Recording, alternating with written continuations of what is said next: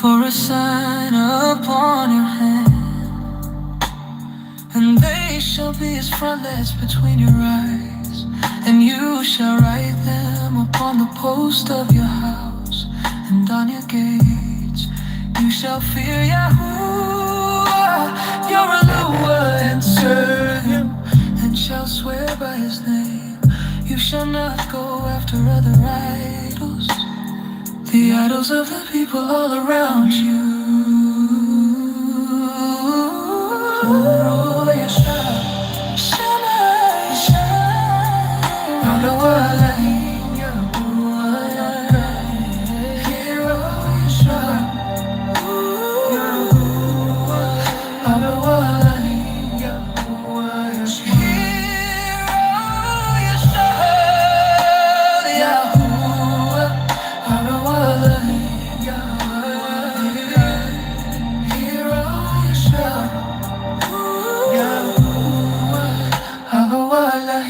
Yahuah is one. Shalom, Shabbat Shalom, Mishpachah. I am Jimmy, also known as Brother Jimmy, and we are ambassadors of Yah. How wonderful it is for brethren to come together in unity. For this is the day that Yahuah has made. Let us rejoice and be glad in it. Yes, indeed. Yes, indeed. I want to thank all of you, TORAH, for those of you who are here as we're coming together on the Shabbat. I know for some of you it's difficult, as it was for me earlier today. For those of you who are with me when I was speaking about this on our Aki Albert's live. For those of you who don't know our Aki Albert, he's got a live that he's been doing pretty regularly. I would ask that you guys would join his lives on TikTok. I don't quite know his handle, but I'm sure somebody here will be able to tell you. And we have a great little community that comes together there. So if you can't get enough of the truth and you can't get enough of coming together in unity with the Mishpachah, there is an alternative there for you. Okay. So let us go ahead and stand as we palal. We made some corrections as far as us standing. Those of us here in the United States of America, we're going to face northeast. Okay. And I'm going to blow the shofar. And if you're an able-bodied person, may you stand with us as we face towards Yahushalom, the city of the great King, the eternal city of our Abba Yahuah.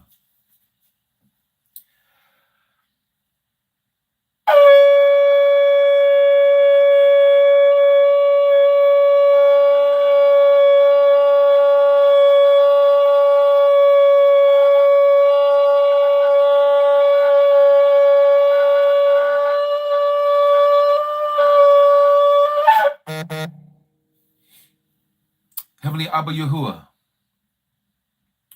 wonderful is your name, O Abba, for there is none like you, O Yah. Abba, we give you all praise, honor, and esteem on this Yaum, on this Shabbat, a day that has been set apart not only for us, but you have set it apart unto yourself, O Abba, and you have set apart a people who have been called by your name, those of us who are native born and those who have been adopted in, for you love us all the same, O Abba. We look upon this Yaum, this special Yaum, as we get ready to enter in before you, O Yah, with thanksgiving in our hearts and upon our lips, as we speak to you these Kadash words that we're going to share today. Abba, we ask that you would teach us and guide us by your Ruach HaKadosh. We ask, O Abba, that you would open up our hearts to know your truth. May you speak to us clearly, O Abba. May we not waver to the left or to the right. May we stay on that straight and narrow path, that ancient path, O Abba, that has been set before us, etched in stone, O Yah, that has been given to us by your hand, by the mouth of the Nabaim, the prophets. Abba, we ask that you forgive us for all of our transgressions that we have committed before you. May all of our words be seasoned with salt. May we think before we speak. For this Yaum belongs to you. And may all the things that we do, anything that we say, do, or speak, or even think, O Abba, be according to your TORAH. May we uplift this Yaum. May we acknowledge this Yaum. May we acknowledge that you are the head and we are the tail. May we acknowledge that you are the first and the last, O Abba, and that you have bought us by your own blood, O Abba Yahuwah. And so again, we give you all to the Atah, Abba Yahuwah, unto you, who has given us Kai, who has given us life. Abba, there is none like you. You alone are Al Shaddai. And Abba, as that day gets ever closer, we ask that you would prepare our hearts, prepare us as your mishpachah, that you would help us, O Abba, to continue to speak this truth to all who will hear. Abba, even to our family members and our friends and our co-workers, may we plant that seed. May we be gentle as you have been gentle with us. May we be long-suffering as you have been long-suffering with us, O Abba. Please do not deal with us according to our ways, but according to your namesake, O Abba. May you continue to prepare us, your people, for the things that are at hand. For we know that we are here at this time for such an hour as this, O Abba Yahuwah, that you can move on your people as you have been moving in your people in these last few years, O Abba. You have removed the veils over our hearts, O Yah, so that we can once again hear the milk of the word. May we continue to learn of the foundation of your truth, O Abba, so that we may not go astray as stupid sheep. May you guide us gently, O Abba. May you continue to open up our ears of our understanding to your word. May we not condemn one another, O Abba, but only give our love for one another. For we know without love in our heart, none of us will see your face, O Abba, none of us. Help us to love our enemies as we love ourselves, O Abba, for we know that this is such a hard command for us, but we know we're able to do it with you in our hearts. And so now we ask that you be in our midst, O Abba, for you say where 2 or 3 are gathered, you are here. We welcome you, O Abba Yahuwah. May our praise and our conversation and our speech and our comments be pleasing to you and pleasing to your sight. And as we are connected to you on this Yaum, knowing that the gates of the Shamayim are open on this Yaum at this very moment, because we are aligned with your appointed time, O Abba Yahuwah. May you hear our words. May you hear the offering of our lips, and may they be acceptable to your hearing. All this we ask, and these are our petitions on this Shabbat. In the mighty name of your Ben Yahushua HaMashiach. Hallelujah, Yahuah. Hallelujah, Yahuah. And hallelujah, Yahuah. Amat. Rumamu.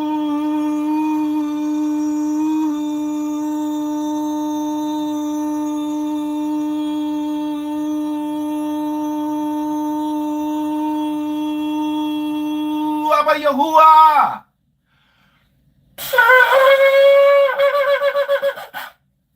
Amat. All right, Mishpachah. Now, earlier I heard some of you in Albert's live, and again, we're all learning, so don't think I'm getting on anyone. I know some of you are pronouncing exalt, which is pronounced Rumamu. Some of you were saying Ramamu, okay? It's Rumamu, not Ramamu, okay? Just wanted to make that clarification. Rumamu, okay? And some of you say Ra'ak instead of Ruach. It's not Ra'ak, it's Ruach, okay? Remember, pronunciation. We're going to learn these pronunciations. It does take a little time. Let us not be hard on ourselves. So I'm just giving you a little coaching on how to pronounce exaltation in Abrit, which is Rumamu, not Ramamu, okay? And Ruach and not Ra'ak, okay? All right. Okay, so let us go ahead and do our readings for today. And then we're going to get into our subject matter, the Pesach. I don't know if Aki Kenneth is here and Aki Daniel is here, but specifically those two, I wanted them to hear this, and I'm sure they'll go back, and if they're not here, they'll watch this over again because it automatically uploads onto YouTube. So we're going to talk about when was our Passover lamb unalived? When was the Mashiach unalived? Okay, but before we go to there, we're going to begin with our reading. And so we're going to start off in the Torah. Let us go to Shemot, also known as Exodus. And we're going to go to chapter 13.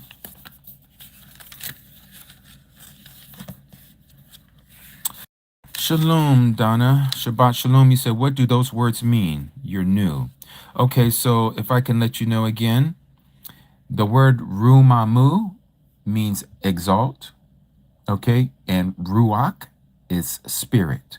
So if you hear someone say ruach hakadash, okay, you may hear people pronounce it ruach hakodesh. Ruach hakadash, ruach means spirit, ha means the, and then kodesh means set apart. So how we say it in English would be the set apart spirit, but we're not going to say it word for word from Hebrew into the English because it sounds funny, because we'll be saying spirit the set apart. Okay, so we don't say it that way, but it's Ruach HaKadash.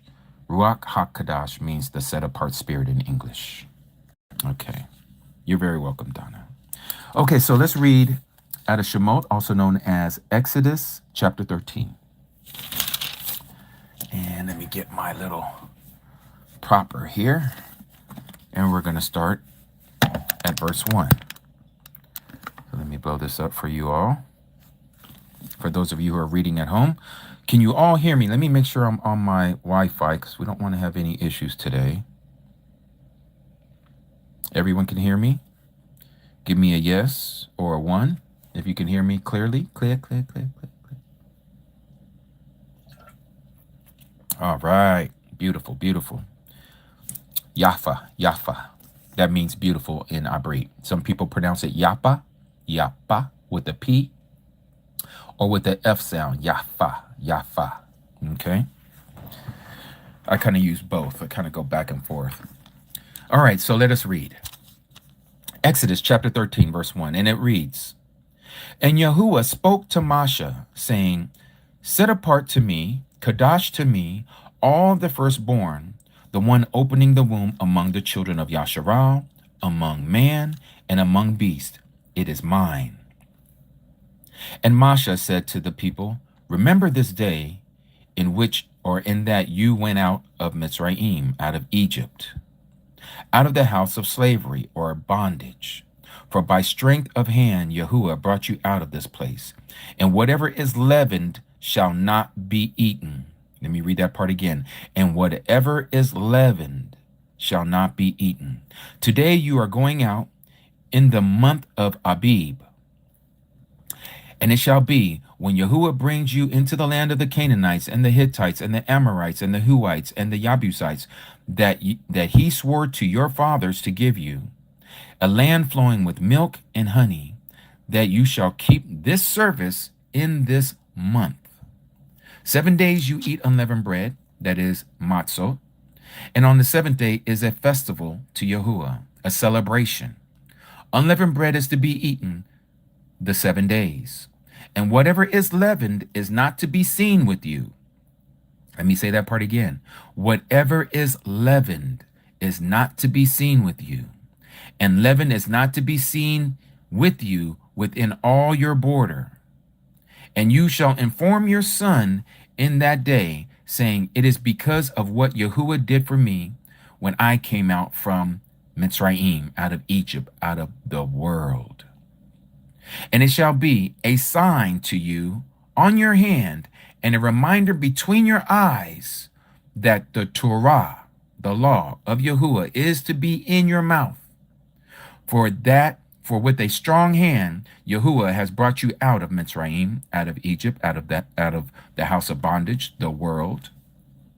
And you shall guard this Torah at its appointed time from year to year. Notice verse 10. And you shall keep this law at its appointed time from year to year. And it shall be when Yahuah brings you into the land of the Canaanites, as he swore to you and your fathers, and gives it to you, that you shall give over to Yahuah everyone opening the womb, and every firstborn that comes from your livestock. Males belong to Yahuah. But every firstborn of a donkey you are to ransom with a lamb. And if you do not ransom it, then you shall break its neck. And every firstborn of man among your sons you are to ransom. And it shall be, when your son asks you in time to come, saying, What is this? Then you shall say to him, By strength of the hand of Yahuah brought us out of Mitzrayim, out of Egypt, out of the house of bondage. And it came to be, when Pharaoh was too hardened to let us go, that Yahuah unalived every firstborn in the land of Mitzrayim in Egypt, both the firstborn of man and the firstborn of beast. Therefore I am slaughtering to Yahuah every male that opens the womb, but every firstborn of my sons I ransom. And it shall be as a sign on your hand and on the frontlets between your eyes, for by strength of hand Yahuah brought us out of Mitzrayim. And it came to be, when Pharaoh had let go the people, that Yahuah Elohim did not lead them by the way of the land of the Philistines, though that was nearer. For Yahuah Elohim said, lest the people regret when they see fighting or warring and return to Mitzrayim, they return to the world, to the house of bondage. So Yahuah Elohim, the mighty of mighty ones, led the people around by the way of the wilderness of the Sea of Reeds, yours may say the Red Sea. And the children of Yasharah went up in fives from the land of Mitzrayim. And Moshe took the bones of Yasaph with him, for he certainly made the children of Yasharah swear, saying, Yahuah Elohim shall certainly visit you, and you shall bring my bones from here with you. And they departed from Sukkot and camped in Etham at the edge of the wilderness. And Yahuah went before them by day in a column of cloud to lead the way, and by night in a column of fire to give them light, so as to give by day, or as to go by day and night. The column of cloud did not cease by day, nor the column of fire by night before the people. Hallelujah. Yahuah. Now we're going to go to chapter 34 of the same book called Shemot, or Exodus.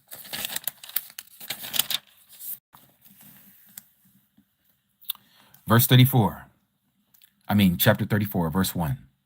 And Yahuah spoke to Moshe, cut 2 tablets of stone like the first ones. So you know where we're at. Remember, Moshe, aka Moses, broke the first tablets because of anger, what he saw his own kindreds doing. Okay, they were dancing around the golden calf. And so Yahuah is telling him instructions. Cut 2 tablets of stone like the first ones, and I shall write on these tablets the words that were on the first tablets that you broke. And be ready in the Bokor in the morning. Then you shall come in the Bokor to Mount Sinai and present yourself to me there on the top of the mountain. And let no person, no man come up with you, and let no one be seen in all the mountain, and let not even the flock of your herd or the herd feed in the front of that mountain. And he cut 2 tablets of stone like the first ones. Then Moshe rose early in the Bokor and went up Mount Sinai as Yahuah had commanded him. And he took 2 tablets of stone in his hand, and Yahuah came down in the cloud. Notice this, Yahuah came down in the cloud and stood with him there and proclaimed the name Yahuah. If anyone doesn't understand that this is not the name, notice he proclaimed his own name, Yahuah. And Yahuah passed before him and proclaimed, Yahuah, Yahuah, a mighty, compassionate, and showing favor, patient, and great in loving commitment or kindness and truth, watching over loving commitment or kindness for thousands, forgiving crookednesses and transgression and sin, but by no means leaving unpunished, and visiting the crookedness of the fathers upon the children and the children's children to the 3rd and the 4th generation. And Moshe hurried and bowed himself towards the Arats, and did obeisance, did worship, and said, If now I have found favor in your eyes, O Yahuah, I Palal, let Yahuah go in our midst, even though we are a stiff-necked people, even though we are a stubborn and hard-headed people, and forgive our crookedness and our sin, and take us as your inheritance. And he, Yahuah, said, See, I am making an agreement. Before all your people, I am going to do wonders such as has not been done in all the Arats, nor in any people, nor in any ethnic group of nation. And all the people among whom you are let me say that again. I butchered that. And all the people among whom you are shall see the work of Yahuah. For what I am doing with you is awesome. Yes, it is. And it is to this very day. So awesome to see. Guard, keep what I command you today. See, I am driving out from before you the Amorite and the Canaanite and the Hittite and the Perizzite and the Huite and the Yabusite. Guard, keep yourself, lest you make an agreement with the inhabitants of the land where you are going, lest it be a snare, a trap in your midst. But break down their slaughter places and smash their pillars and cut down their asherim, for you do not bow yourselves to another mighty one. For Yahuah, whose name is jealous, is a jealous mighty. Why am I making an emphasis on this Shabbat? Some of you had asked me a question. Aki Albert, I think you had asked me a question about people who say, well, you know what? I'm going to continue to call him Lord because I speak English. Here's another passage that you can share with them. How he is jealous for his name. He's jealous. Lest you make an agreement with the inhabitants of the land, and they whore. Notice the word that's used here. And they whore. They're playing the harlot after their mighty ones and slaughter to their mighty ones, meaning that they are praying to their mighty ones. And one of them invites you and you eat of his slaughterings, meaning that you are partaking of their holidays, their high days, their set apart days, like Christmas and Easter. Yeah. And you take his daughters for your sons, and his daughters whore after their mighty ones, and make your sons whore after their mighty ones. This right here, Mishpachah, is the only reason. It had nothing to do with your paint job, had nothing to do with the color of your skin. It had everything to do with the heart condition. It had everything to do with the mindset of the people that we were not to intermingle with. We were not to marry with them. And so it is to this day. Stop looking at people's paint jobs and saying, I'm not supposed to take a Caucasian as a wife or a husband. No, if that Caucasian that is a man or a woman loves Yahuah, they keep the commandments, that person can become your partner. Has nothing to do with the color of their skin. So let's continue. Verse 17, do not make a molded mighty one for yourselves. This is talking about like crosses and the image on the cross. I don't have to go too far with that on this day. Verse 18, guard the festival of Matzot. Guard the unleavened bread. For 7 days you eat unleavened bread as I have commanded you. In the appointed time, notice he's saying appointed time. You don't do it when you feel like doing it. We just don't pick a day and say, oh, you know what? This is the 15th day of the new moon cycle because I saw the sliver of the moon. Let me count 15 days from the sliver of the moon, and that's the first day of unleavened bread. You don't see those instructions anywhere in Scripture. But you can't tell some of us who are stiff-necked and hard-headed what is truly being said in Scripture, because not all of us have been given eyes to see and ears to hear. So again, for 7 days you eat unleavened bread as I commanded you in the appointed time of the month of Abib. Because in the new month of Abib, you came out from Mitzrayim. Now, let me stop right there, because some people take this passage in this chapter 34 of Exodus, and they like to say, well, if I don't see the green ears of the wheat or the barley, then I'm not going. The year hasn't began yet. The new year hasn't began yet. The month of Abib hasn't began yet. Again, nowhere in Scripture, that is the Old Testament, nowhere in the Torah, that is the first 5 books of what we call Genesis, Exodus, Leviticus, Numbers, and Deuteronomy, do you see anywhere where the Messiah, who we know as Yahuah, told the children of Yasharal that you have to wait to see the ears of the wheat or the barley in the field to say, now you begin to count 14 days from this point to keep the Pesach, or to keep the 15th day, which is the first day of unleavened bread. You won't find that anywhere in Scripture. Let's continue. Verse 19, everyone opening the womb is mine, and every male firstborn among your livestock, whether bull or sheep. But the firstborn of the donkey you ransom with the lamb, and if you do not ransom, then you shall break his neck. Every firstborn of your sons you shall ransom, and they shall not appear before me empty-handed. They shall not appear before me empty-handed. What is being told to us? You are to bring an offering Today we have our offering. The Mashiach, the Messiah, is our offering. So for those of us who believe in him and we follow his words, we don't come empty-handed. He becomes our Pesach lamb. Let's continue. Verse 21. 6 days you work, but on the seventh day you rest in plowing time, and in harvest you rest. And perform the festival of Shabuat. Shabuat, as we know, is the Feast of Weeks. That is also known in the Greek tongue as Pentecost. And perform the festival of Shabuat for yourself, of the first fruits of wheat harvest, and the festival of ingathering at the turn of the year. So this ingathering at the turn of the year is not talking about that is the end of the year. No, that is what we know in the Hebrew as takufa, which is a turning of the season.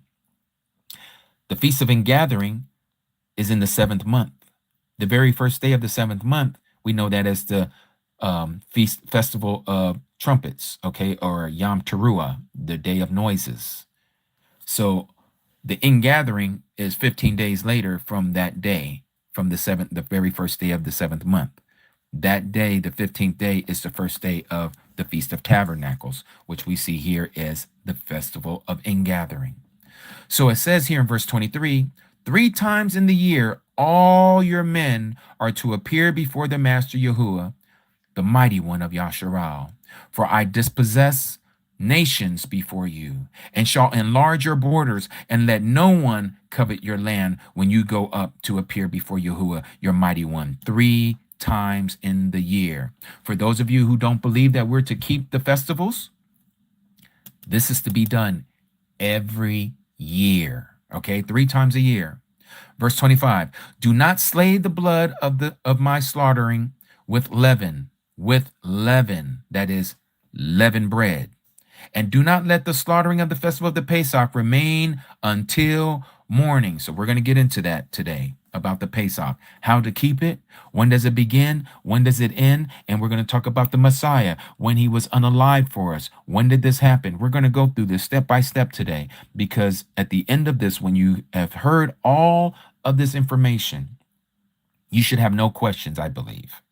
If we do this properly, if I can lay this down for you properly, you should have no questions as far as when it occurred, how many days it occurred, when our Messiah was unalived, when he was resurrected. All of this is going to be answered today, Abba Yahuwah willing, if I can do a job in service to our Abba Yahuwah in your hearing. Okay?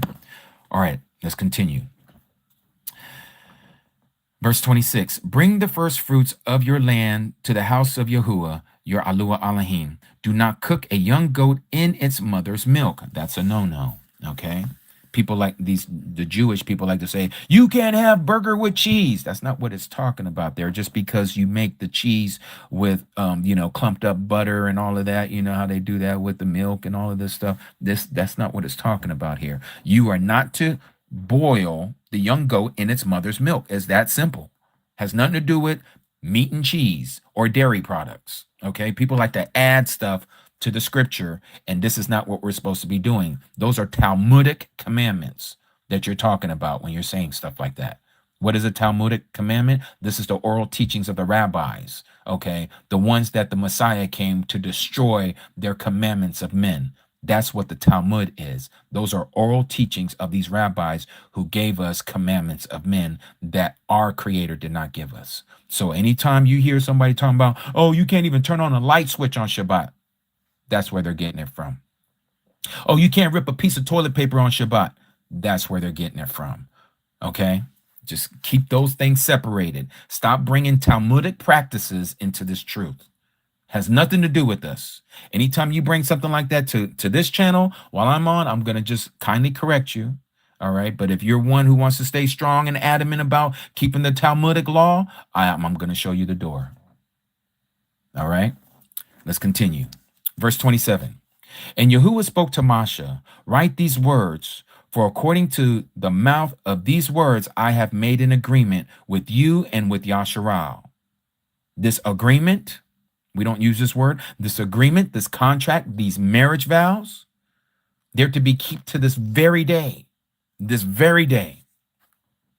Verse 28, and he was there with Yahuwah. Who's he? Moshe, Moses, was there with Yahuwah 40 days and 40 nights.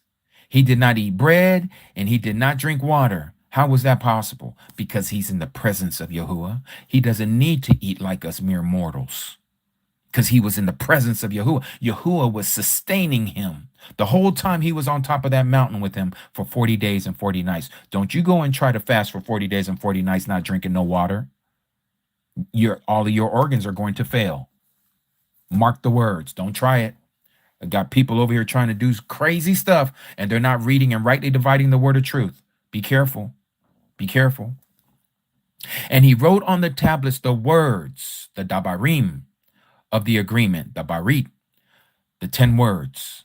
And it came to be when Moshe came down from Mount Sinai, while the 2 tablets of the witness were in Moshe's hand, when he came down from the mountain, that Moshe did not know that the skin of his face shined, since he had spoken with him, with Yahuah.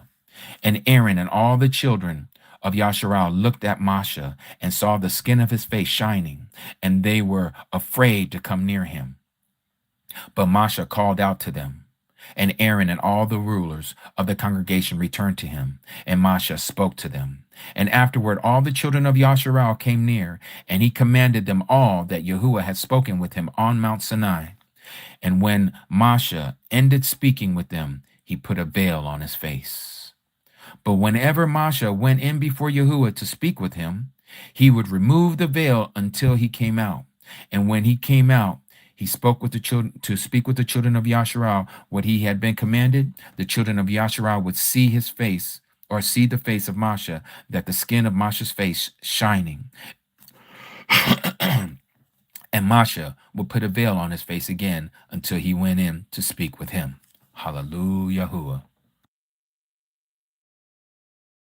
Ooh, we almost swallowed wrong way there. Okay, now let's go to Deuteronomy 16. Let's go there because I have people who are going to say this as well. So let's go ahead and knock this chapter out.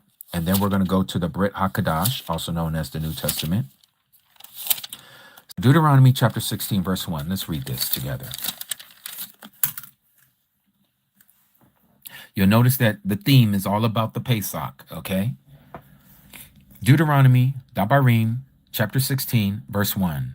Guard, that is to keep the month of Abib and perform the Pesach to Yahuah, your Aluah Alahim, your mighty ones. For in the month of Abib, Yahuah, your mighty one, brought you out of Mitzrayim by night. And you shall slaughter the Pesach to Yahuah, your Aluah Alahim, from the flock and the herd, in the place where Yahuah chooses to put his name. You see that? Now people like to say, "Oh, see, we can't keep the Pesach." Hold on, let's continue to read. Eat no leavened bread with it. For 7 days you eat unleavened bread with it, bread of affliction, because you came out of the land of Mitzrayim, out of Egypt, in haste, in a hurry, so that you remember the day in that you came out of the land of Mitzrayim all the days of your life. We are to remember this all the days of our waking life, Mishpachah. And no leaven should be seen with you in all your border for 7 days. Neither should any, let me bring this down so you guys can see it with me. Neither should any of the meat that you slaughter in the evening, notice when we're to do this, the meat that you slaughter in the evening on the first day, stay all night until morning. So what is he saying to us? Again, the instructions is the same. The Passover lamb, the meal, that lamb or that goat, we're not talking about chicken and turkey and beef and whatever else that you may have that you're eating with it. No, we're talking about specifically the Pesach, the lamb or the goat that you use, that shall not remain until Bakor in the morning. You are not allowed to slaughter the Pesach within any of your gates. You see this?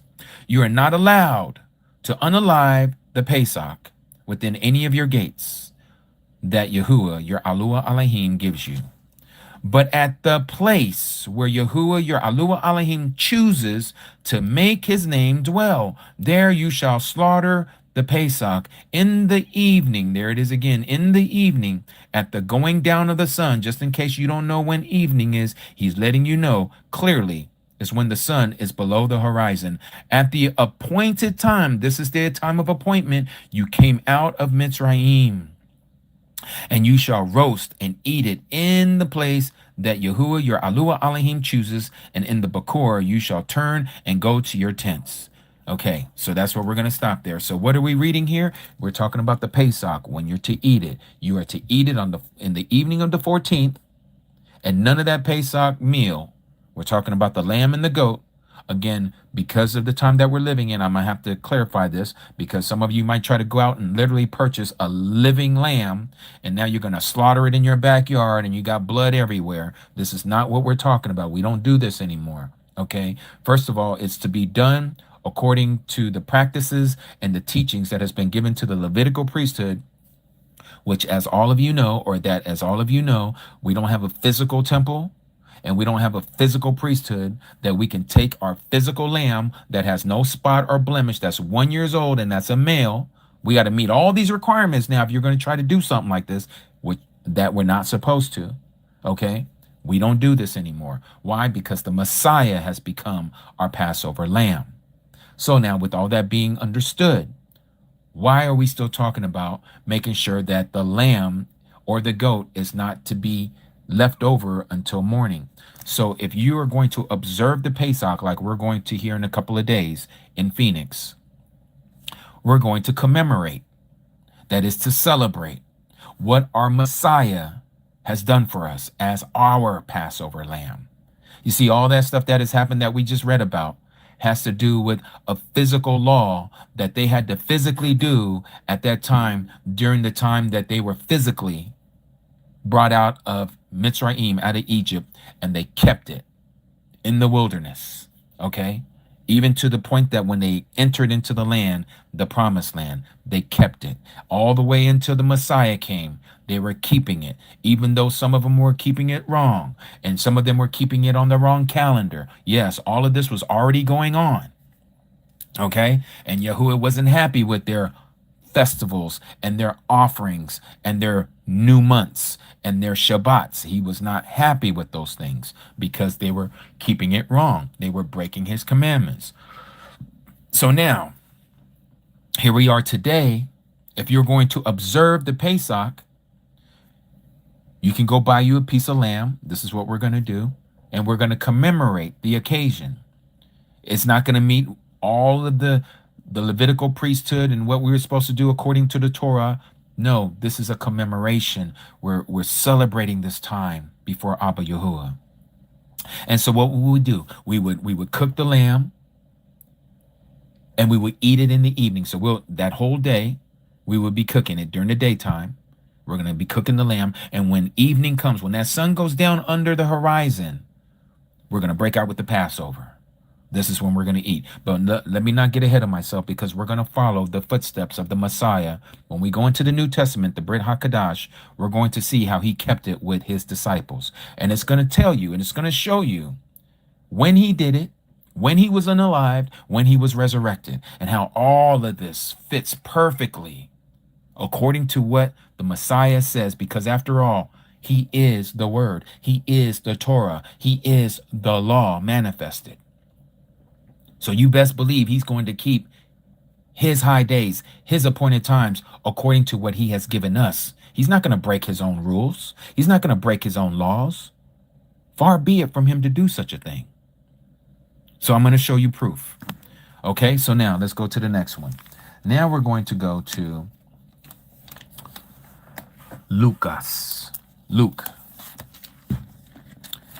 chapter 22. Let's read that together.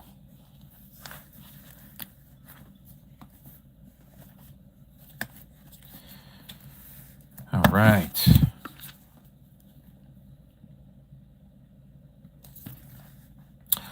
Lucas, chapter 22, verse 1. And the festival of Matzot, or Matzut, drew near, that is called Pesach. Listen to the reading here. And the festival of Matzut, we all know what Matzut is, unleavened breads, right? drew near. And then it says right here, that is called Pesach or Passover. And the chief priests and the scribes were seeking how to unalive him, for they feared the people. And Shaitan entered into Yahudah, you may know him as Judas, who was called from Kirioth or Iscariot, who was numbered among the 12 disciples. And he, that is Yahudah, Judas, went and spoke with the chief priests and the captains, how he might deliver him, our Messiah, up to them. And they were glad and agreed to give him silver. And he promised and was seeking an occasion to deliver him up to them away from the crowd. And the day of unleavened bread came, when the Pesach had to be slaughtered. Let me read verse 7 again. And the day of unleavened bread came, when the Pesach, the Passover lamb, had to be unalived. And he, the Messiah, sent Kappa and Yohanan, saying, go and prepare the Pesach for us to eat. Notice what the Messiah said. The Pesach, it was time for the Pesach to be unalived. This was according to the law, according to the Torah.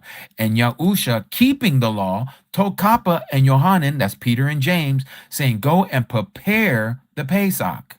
This is before the evening for us to eat. And they prepared it, and they said to him, where do you want us to prepare? And he said to them, see you to enter into the city, a man shall meet you, and carrying a jar of water, follow him into the house where he enters. And you shall say to the master of the house, the teacher, the rabbi says to you, where is the guest room where I might eat the Pesach with my taught ones, with my disciples, the Talmudim? And he shall show you a large furnished upper room. Prepare it there. Okay. Now let me prop this side up here as I continue to read. And it goes on and says, and when the hour had come, he sat down, and the 12 emissaries with him. And he said to them, with desire I have desired to eat this Pesach with you before my suffering. For I say to you, I shall certainly not eat of it again until it is fulfilled in the reign of Yahuah Elohim, until it is completed or accomplished in the reign, the kingdom of our mighty one. And taking the cup, giving thanks, he said, take this and divide it among yourselves. For I say to you, I shall certainly not drink of the fruit of the vine until the reign of Yahuah Elohim comes. And taking the bread, giving thanks, he broke it and gave it to them, saying, this is my body that is given for you. Do this in remembrance of me. Likewise, the cup also, after supper, saying, this cup is the renewed agreement. Notice the two words there. Yours may say new, and then it'll have this word. It's renewed, not a new, a renewed agreement in my blood or in my dam that is shed for you. But see, the hand of him delivering me up is with me on the table. And we know who he's talking about there. But again, this here, very key, verse 20, this cup is the renewed agreement. What is the renewed agreement? What is the renewed agreement? Let me show you. Do you guys remember what we just read? Let's go back here to Exodus 34.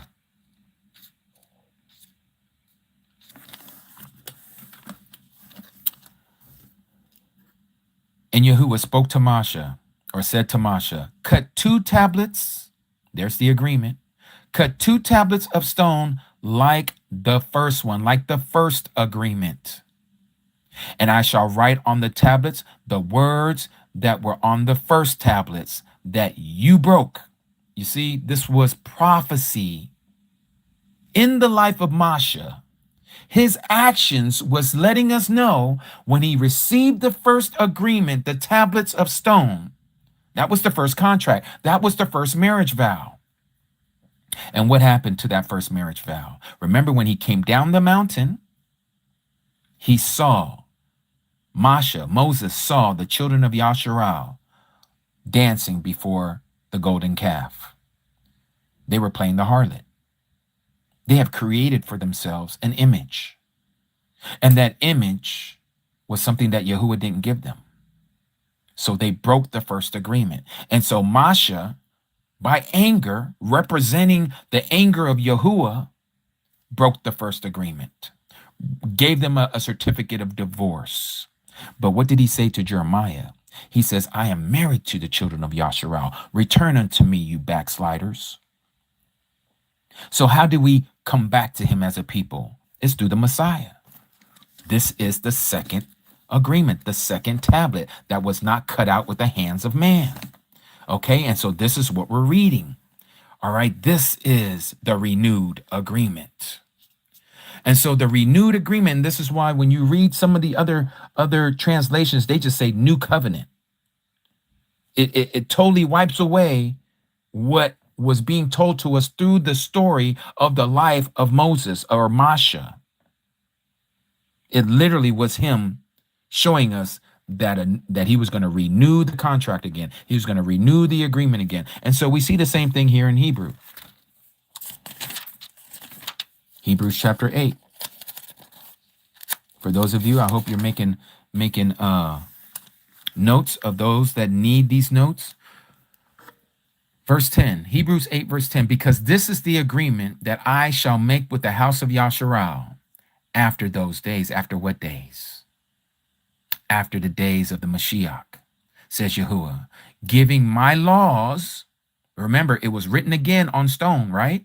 Remember, he said to Masha, take for yourself 2 stones, and I'm going to write on them again what I wrote on the first one that you broke. We broke the first agreement. He says again, because this is the agreement that I shall make with the house of Yasharal. Notice he didn't say with the Gentiles. Notice he didn't say with Christians. Notice he didn't say this with anybody who calls themselves that they are the church. No, this is with the house of Yasharal. Remember, the Messiah says that I have come for the lost sheep of Israel. He says, I wasn't sent to anyone else but to the lost sheep of Israel. Well, how does this play in with the Gentiles? Because there are certain Gentiles whose eyes were going to open up even to this very day. As I'm speaking to you, there are going to be those who are going to gravitate and they are going to be adopted in to the house of Israel. They will no longer be called Gentiles. They shall be called Israel. They're going to cling to Israel. And so this is what it's saying here. Because this is the agreement that I shall make with the house of Yasharal after those days, says Yahuah, giving my laws in their mind. And I shall write them, what? The laws on their hearts. And I shall be their mighty one, and they shall be my people. Why do we have people telling us that the laws have been done away with when they're supposed to be written on our hearts? This is the renewed agreement. This is what the Messiah was saying in Luke chapter 22.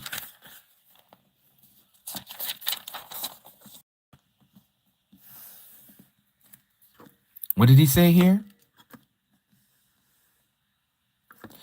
Verse 20, likewise, the cup also after supper, saying, this cup is the renewed agreement in my blood that is shed for you. This is why he kept telling us, if you love me, keep my commandments. So we know that the commandments are to be followed. We know that the commandments haven't been done away with. There are those who are going to be coming in here, and there's probably some people that are listening to me right now. They're saying, what are they talking about? What? No, the law has been done away with. We're not saved by the law. No, we're not saved by the law. 100% we're not saved by the law. But you are to do them if you want to live. That's right. You are to do them if you want to live. Now let's continue. Now we're going to go and get into how all of this fits together. Give me a second. I need you guys to see this. All right. So many of you remember me saying that the book of Matthew is the only book out of the 4 Basuras that they misnamed the gospel, the great news. Matthew is the only one that we still have that is written in Hebrew. Mark, Luke, and John, the only translations that we have of that has been unearthed from antiquity, is all written in Greek or in Latin. Okay? But Matthew is the only one that we still find in its original language. And you can see that, or you can look into it. It's now being displayed at the museum in Paris, France, at the Biblioteca. Boy, that's a hard word for me to say. Biblioteca Paris. Okay, you'll find it there. Okay.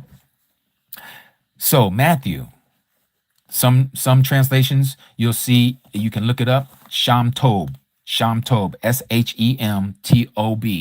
Okay, which is another name for Matthew, written in Hebrew, and you'll find there that it is probably the best copy that we have of the life of our Messiah and what he did during his time that he was here with us. So we're going to start, and we're going to pick this up from the time of the Passover. So let's go to Matthew chapter 26. Now we're going to do this with the calendar, okay? Not the calendar known as the Gregorian calendar. We're going to talk about this Gregorian calendar and how they have screwed this up. So we're going to go from Matthew, Mark, Luke, and John. I hope you guys can stick with me and stay with me. This is going to show proof that there has been some alterations to the New Testament. It doesn't make it to where we no longer believe in the New Testament, because we have to look between the lines of these lying pens of the scribe, and you can see where Rome wanted to remove the Hebraic understanding of what our Messiah did. Okay? They wanted to understand this whole Good Friday and the triumphal entry, okay, and this Palm Sunday and him resurrecting on a Sunday, all that mess. You're going to see it in these other books called Mark, Luke, and John. You're not going to see it in Matthew. And this is why when I share this with you all, and I'm going to share it with you again, you're going to see it for yourself. There's a reason why the Messiah, and while I'm saying this, I want one of you to look up for me, because I didn't look it up earlier, where the Messiah said to the Pharisees and Sadducees, "No sign shall be given to this adulterous generation but the sign of Jonah. As Jonah was in the belly of the fish for 3 days and 3 nights, so shall the Son of Adam be in the belly of the earth for 3 days and 3 nights." Please, someone look that up for me. Where he said to the Pharisees that he is going to be in the belly of the earth for 3 days and 3 nights. Please look that up for me and share it with us here in the comments. Thank you. Let's see who gets it first. There it is, Matthew 12. All right. So let's read that real quick. Let's go to Matthew 12. Tudata, everyone. Tudata, Aki Emmanuel. Great to see you here. Shabbat Shalom, Ma'ak. Okay, so let's look at this. Let's look at this.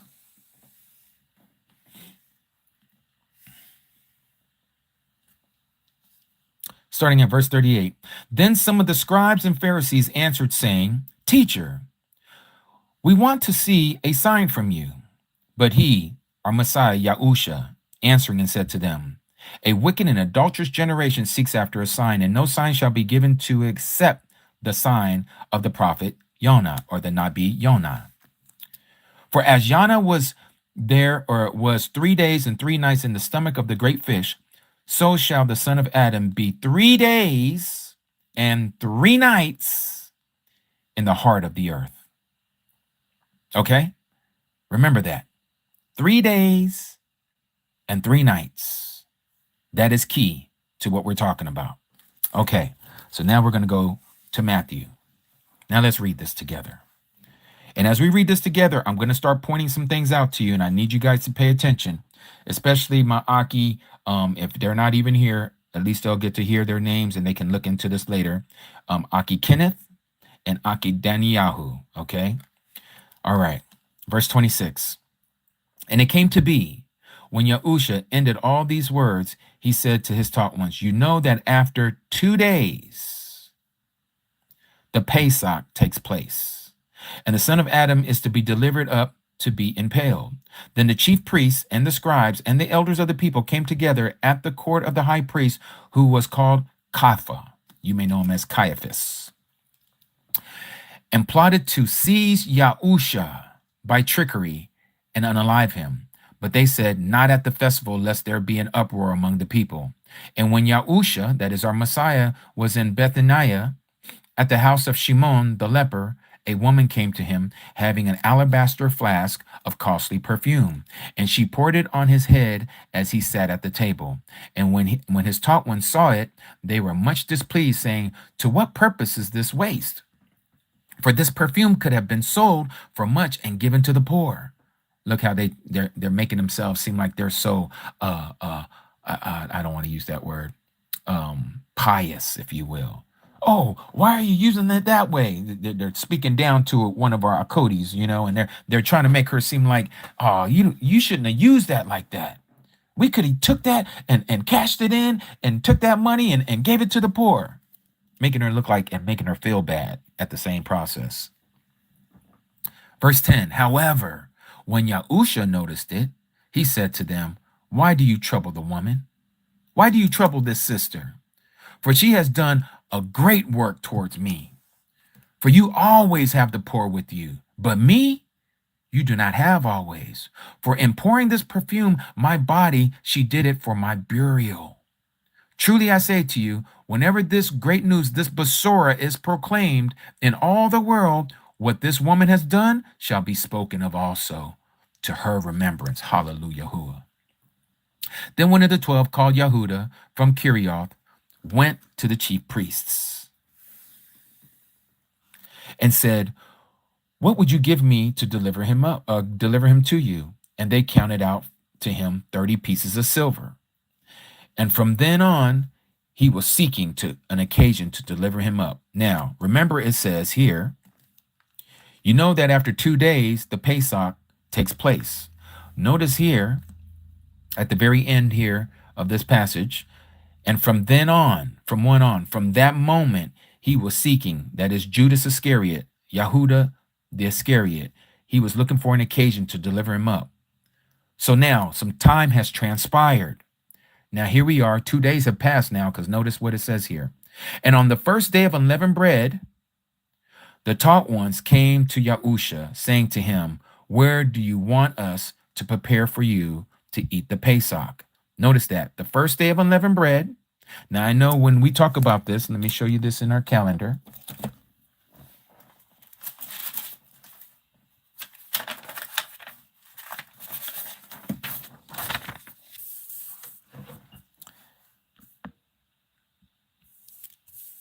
Here's the 14th, okay? This here is the first day of unleavened bread. You see it here, day 1, unleavened bread, all right? This is for the 7 days, 2, 3, 4, 5, 6, 7. This is the 7 days of celebration that we're told about in Leviticus chapter 23 about Shabuat, Matzot. So let's read that real quick, and we're going to come back to this passage in Matthew 26. Let's go to Leviticus chapter 23. And for those of you who don't know where all the feast days are, that's where you're going to find it. All the feast days that we are commanded to keep is in Leviticus chapter 23. Okay. Some people say, well, I saw that there is these other feasts that, the Feast of Olives. And look, don't confuse yourself with that stuff. Let's keep it plain and simple. All right. If you want to do those extracurricular things, you can. But these are his set apart days that he has told us. So now let's talk about the Feast of Unleavened Bread right here in verse 6. Chapter 23, verse 6. And on the 15th day, on this month, is the festival of Matzot, that is unleavened bread, to Yahuah. 7 days you eat unleavened bread. Okay. On the first day, you have a set apart gathering. You do no servile work, and you shall bring an offering made by fire to Yahuah for 7 days. And on the 7th day is a set apart gathering. You do no servile work. So we notice on the first day of that week of this celebration of the 7 days of unleavened bread, and the last day, the 7th day, is also a set apart day. We know that to be a high Sabbath. So the first day is a high Sabbath, and the last day is a high Sabbath. Okay, remember that, high Sabbath. This is not your weekly Sabbath. The weekly Sabbath is different. Okay, 6 days work is to be done, but the 7th day is a Sabbath of rest. All right, this is not that. First day of unleavened bread is going to be on the 15th day. The last day of unleavened bread, 7 days later, is going to be on the 21st day. So this, you'll see, again, is reflected on our calendar. 15th day, there's the number 15. 21st day. Again, 7 days you're to eat unleavened bread. 1, 2, 3, 4, 5, 6, 7. So why are they calling the Pesach, the 14th day, part of the unleavened bread week? Because again, as you read earlier, and you're going to see this also, I'm going to show you from the new and the old. Remember what we read? Let's go back to Luke chapter 22. Let's look at this again. Luke chapter 22, we read this.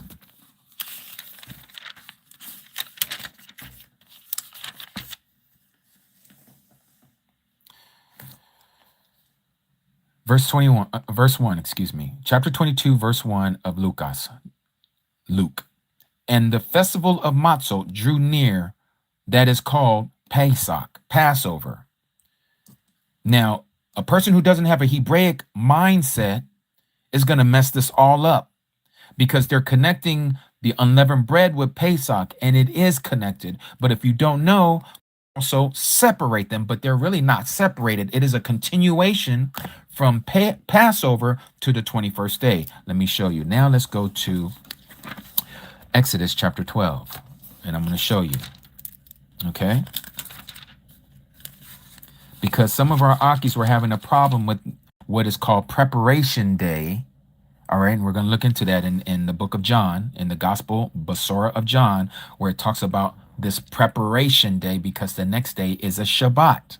Okay, and this is why I'm saying this is why you hear me sometimes talk about you have to have a Hebraic mindset and not a Romanized mindset when you're reading this, because that's the way it has been taught to us in Christianity, and this is why we have this confusion today. But notice what it says here in Exodus chapter 12, verse 15. 7 days you shall eat unleavened bread.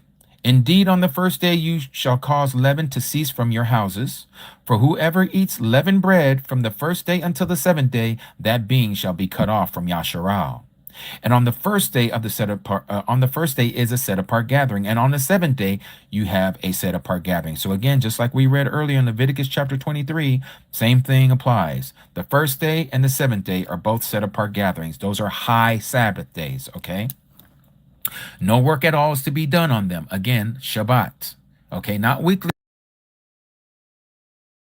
Shabbat, but for this specific feast day, you have 2 Shabbats besides the weekly Shabbat that falls right in the middle.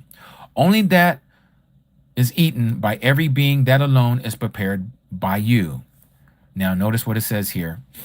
And you shall guard or keep the festival of Matzot, that is unleavened bread. For on this same day I brought your divisions out of the land of Mitzrayim, out of Egypt. And you shall guard or keep this day throughout your generations as an everlasting law. Again, everlasting law. It didn't stop when Christianity was created. That was created 300 years after the Messiah left. Had nothing to do with this. No, they done flipped the script and gave us a Romanized religion called Christianity. But let me digress. Verse 18. In the first month of the 14th day of the month, in the evening, you shall eat unleavened bread. Notice 14th day. This is why we know that the Passover is part of the week of 7 days known as the festival of Matzot. Notice again, the 14th day of the month, in the evening, you shall eat unleavened bread until the 21st day of the new month in the evening. Okay. So again, from the 14th day to the 21st day, it's literally telling you. So now let's go back and look at this. Where is my calendar? Here it is. Let's look at this again. Remember, 15th day. Okay. This is the first day of unleavened bread that we know of. As we're told in Leviticus 23, 7 days you are to eat unleavened bread. 15th, 16th, 17th, 18th, 19th, 20th, 21st. Okay. Notice again, we have here on our calendar, high Sabbath. Again, first day. Where is it here? High Sabbath, starting in the evening. Okay. All right. Now, let's go back and look at this. But we're told the 14th day, we're supposed to start in the evening. 1, 2, 3, 4, 5, 6, 7 evenings. But it says to go to the 21st, didn't it? Yes. So is this telling us something wrong? Does Yahuah not know how to count? Of course he knows how to count. He's letting us know right here. Again, let's go back and look at this.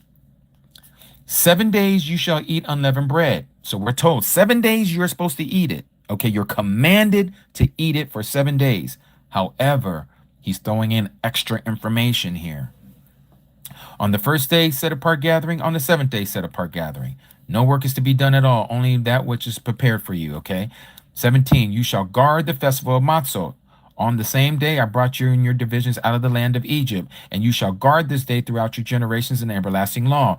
In the first month, on the 14th day, that's Passover, of the month, in the evening you shall eat unleavened bread. When are we supposed to eat the unleavened bread? With the Pesach, with the Passover, on the 14th. This is why we do the unleavened bread and the wine.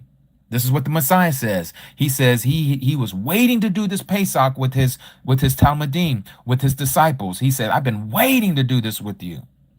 He says, I'm not going to do this again until the king comes. When did he do this? He didn't do this on the 13th. He didn't do this on no 13th.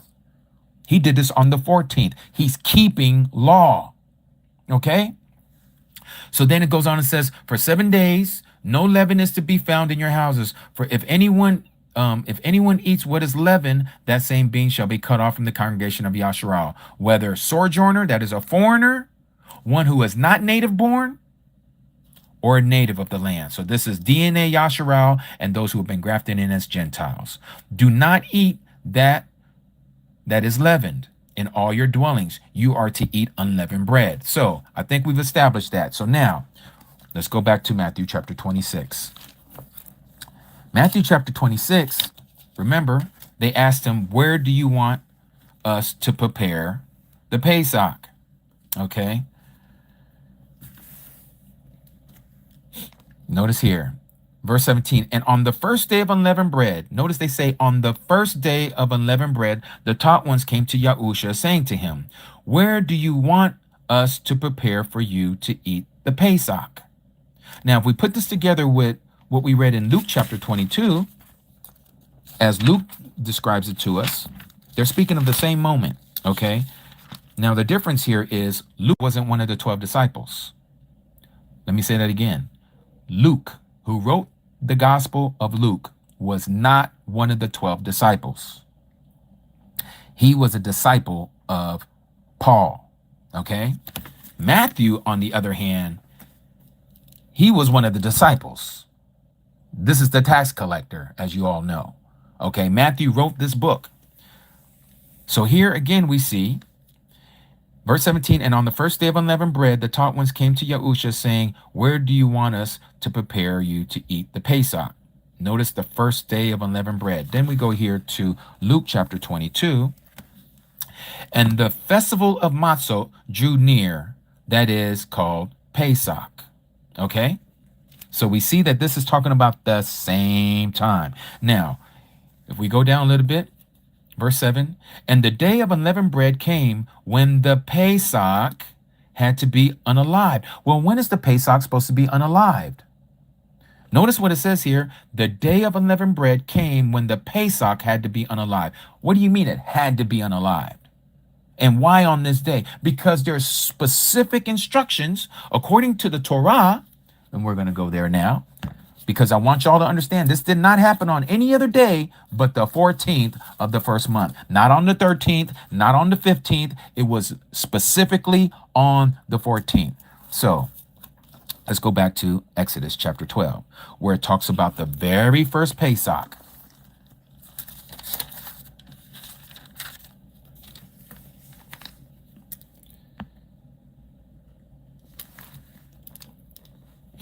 Verse 3, speak to all the congregation of Yasharal, saying, on the 10th day of this month, each one of them is to take for himself a lamb, according to the house of their father, a lamb for a household. Let me use this so I don't mark up my book. A lamb for a household. And if the household is too small, the lamb, let him and his neighbor next to his house take it according to the number of the beings, according to each man's need. You make your count for the lamb. Let the lamb be a perfect one, a year-old male. Take it from the sheep or from the goats. This is why I was talking about you can have either sheep or goat as the Passover lamb. And you shall keep it. Notice this, and you shall keep it. Keep what? That live goat or that live lamb until the 14th day of that same month. Then all the assembly of the congregation of Yasharal shall do what? They're going to do what? They're going to slay it at the evening. You may see here that I had to take out between and evenings because the scriptures decided to go a little extra and they want to make everything between the evenings. There is a time and place when that is to be given to us in scripture, but this was not the point and they messed it up. But anyways, you'll read this in other translations like the King James Version, which is not my favorite, but you'll see it says it a little different. So let me take you there. Here's the KJV, Gideon edition. Let's go to Exodus chapter 12.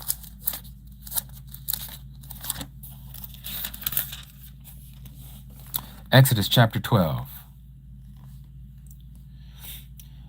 Your lamb shall be without blemish, a male of the first year. You shall take it out from the sheep or from the goats, and you shall keep it until the 14th day of the same month. And the whole assembly of the congregation of Yasharal shall unalive it in the evening. Okay, remember the other one says between the evenings. This should be exactly as it's written right here in the KJV. The Israelites shall unalive it in the evening.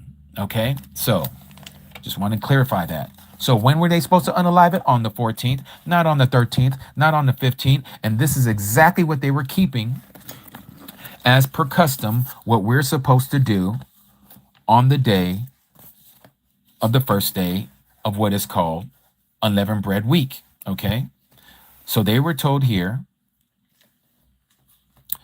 and he said, go into the city. This is in Matthew chapter 26, verse 18.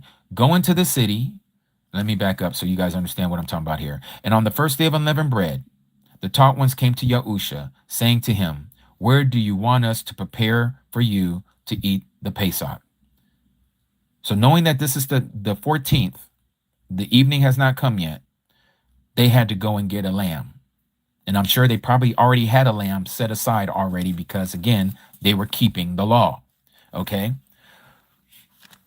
So then he says in verse 18, go into the city to a certain man and say to him, the teacher, that is, the rabbi, says, my time is near. I am to perform the Pesach. Notice that he is going to perform the Pesach at your house with my taught ones, with my disciples. And the taught ones, the Talmudim, did as Yahuah had ordered them and prepared the Pesach. When was the Pesach supposed to be prepared? The 14th, not the 13th, not the 15th, the 14th. Notice what verse 20 says. And when evening came, he sat down with the 12. So when were they getting ready to eat the Pesach? According to the scripture, according to what we read in Exodus chapter 12, according to what we read in Leviticus chapter 23. At evening. This is the 14th, the evening of the 14th. They're keeping Pesach, okay? He sat down with the 12, and while they were eating, then he talks about how Yahuah, Judas, was going to betray him. But now let's skip down to verse 26.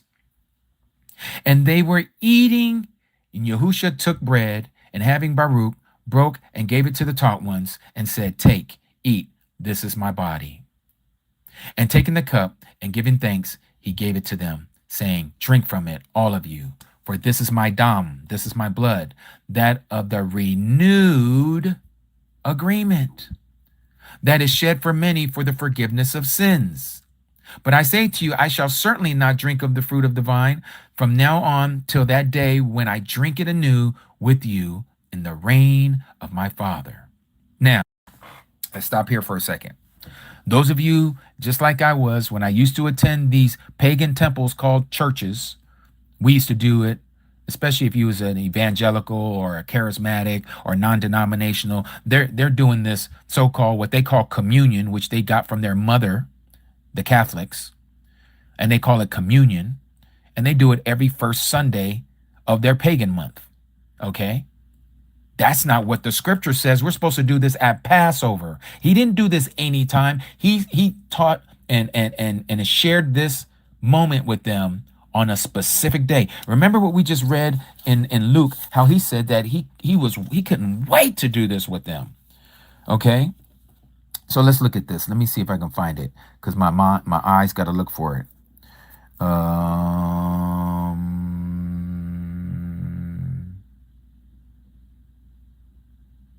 Okay, verse 15. This is Lucas chapter 22, verse 15. What does he say here? And he said to them, with desire, I have desired to eat this Pesach, meaning that moment, that Pesach, right then and there with you before my suffering. Okay, this is when he divided the bread. This is when he divided the cup.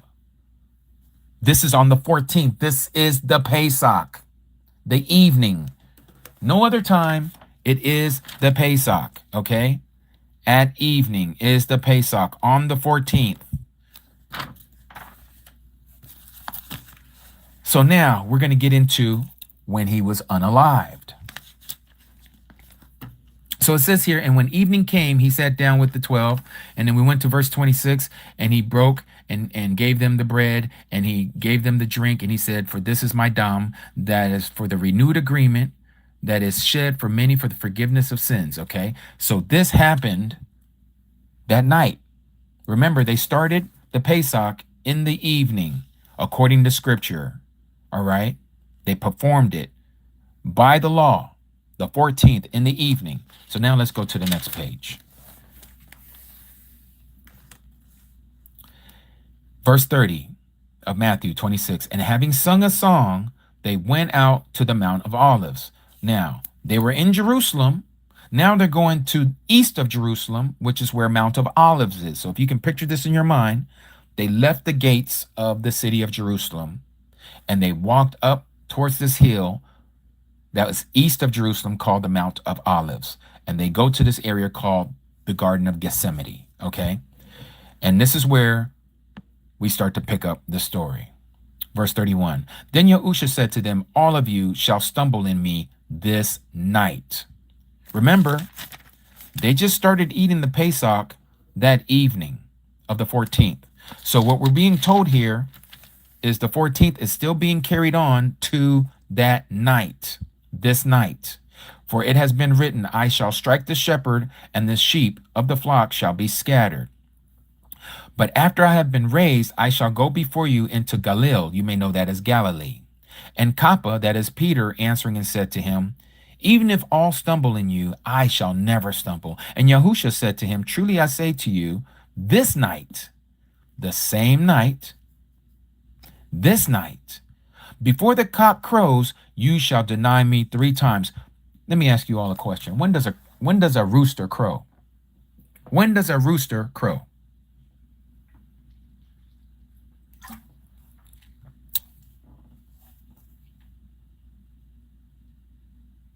That's right. That's right, Dawood. Great to see you here, Ak. That's right. All of you are correct. In the Bakor. In the Bakor, right? When that sun starts to come up, that rooster is going to cock-a-doodle-doo, right? Kappa said to him, verse 35, even if I have to die with you, I shall not deny you. All the taught ones said the same too. Then Yahuah came with them to a place called Gethsemane and said to the taught ones, sit here while I go over there and Palal. So he does this 3 times, right? And all 3 times they kept falling asleep. And he said here, and he left them and went away again and Palal the 3rd time, saying the same words. Then it goes on and says, then he came to his taught ones and said to them, still sleeping and taking rest? See, the hour, the moment has come now, that the son of Adam is to be delivered up into the hand of sinners. Rise, let us go. See, he who delivers me up has come near. And while he was still speaking, see Yahudah, that is Judas, one of the 12, with a large crowd with swords and clubs came from the chief priests and elders of the people. And he who was delivering him up gave them a sign, saying, "Whomever I kiss, it is he. Seize him." He betrays him with a kiss, right? The kiss of Judas. And going straight up to Yahusha, he said, "Greetings, Rabbi," and kissed him. And Yahusha said to him, "Friend, why have you come?" Then they came and laid hands on Yahusha and seized him.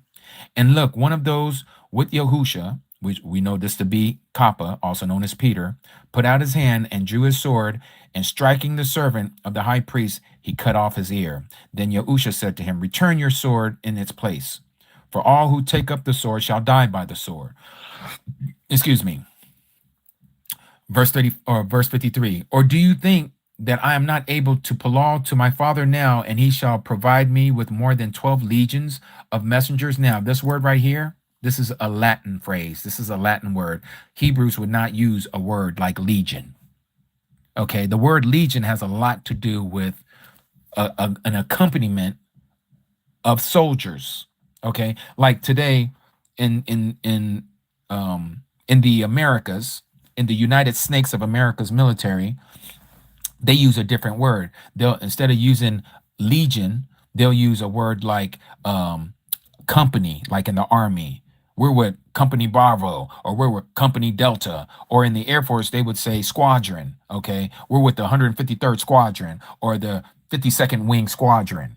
Well, this is what this legion word is. This legion is connected. It's synonymous with the regiments of the Italian military. Okay, so this again lets us know that they snuck in a Latin phrase here. All right, well, let's continue.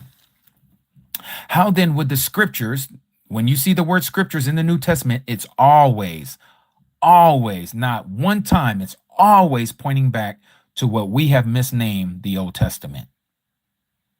Scriptures is always talking about the Tanakh, what we have mislabeled Old Testament. It's never, ever talking about the New Testament. Because why?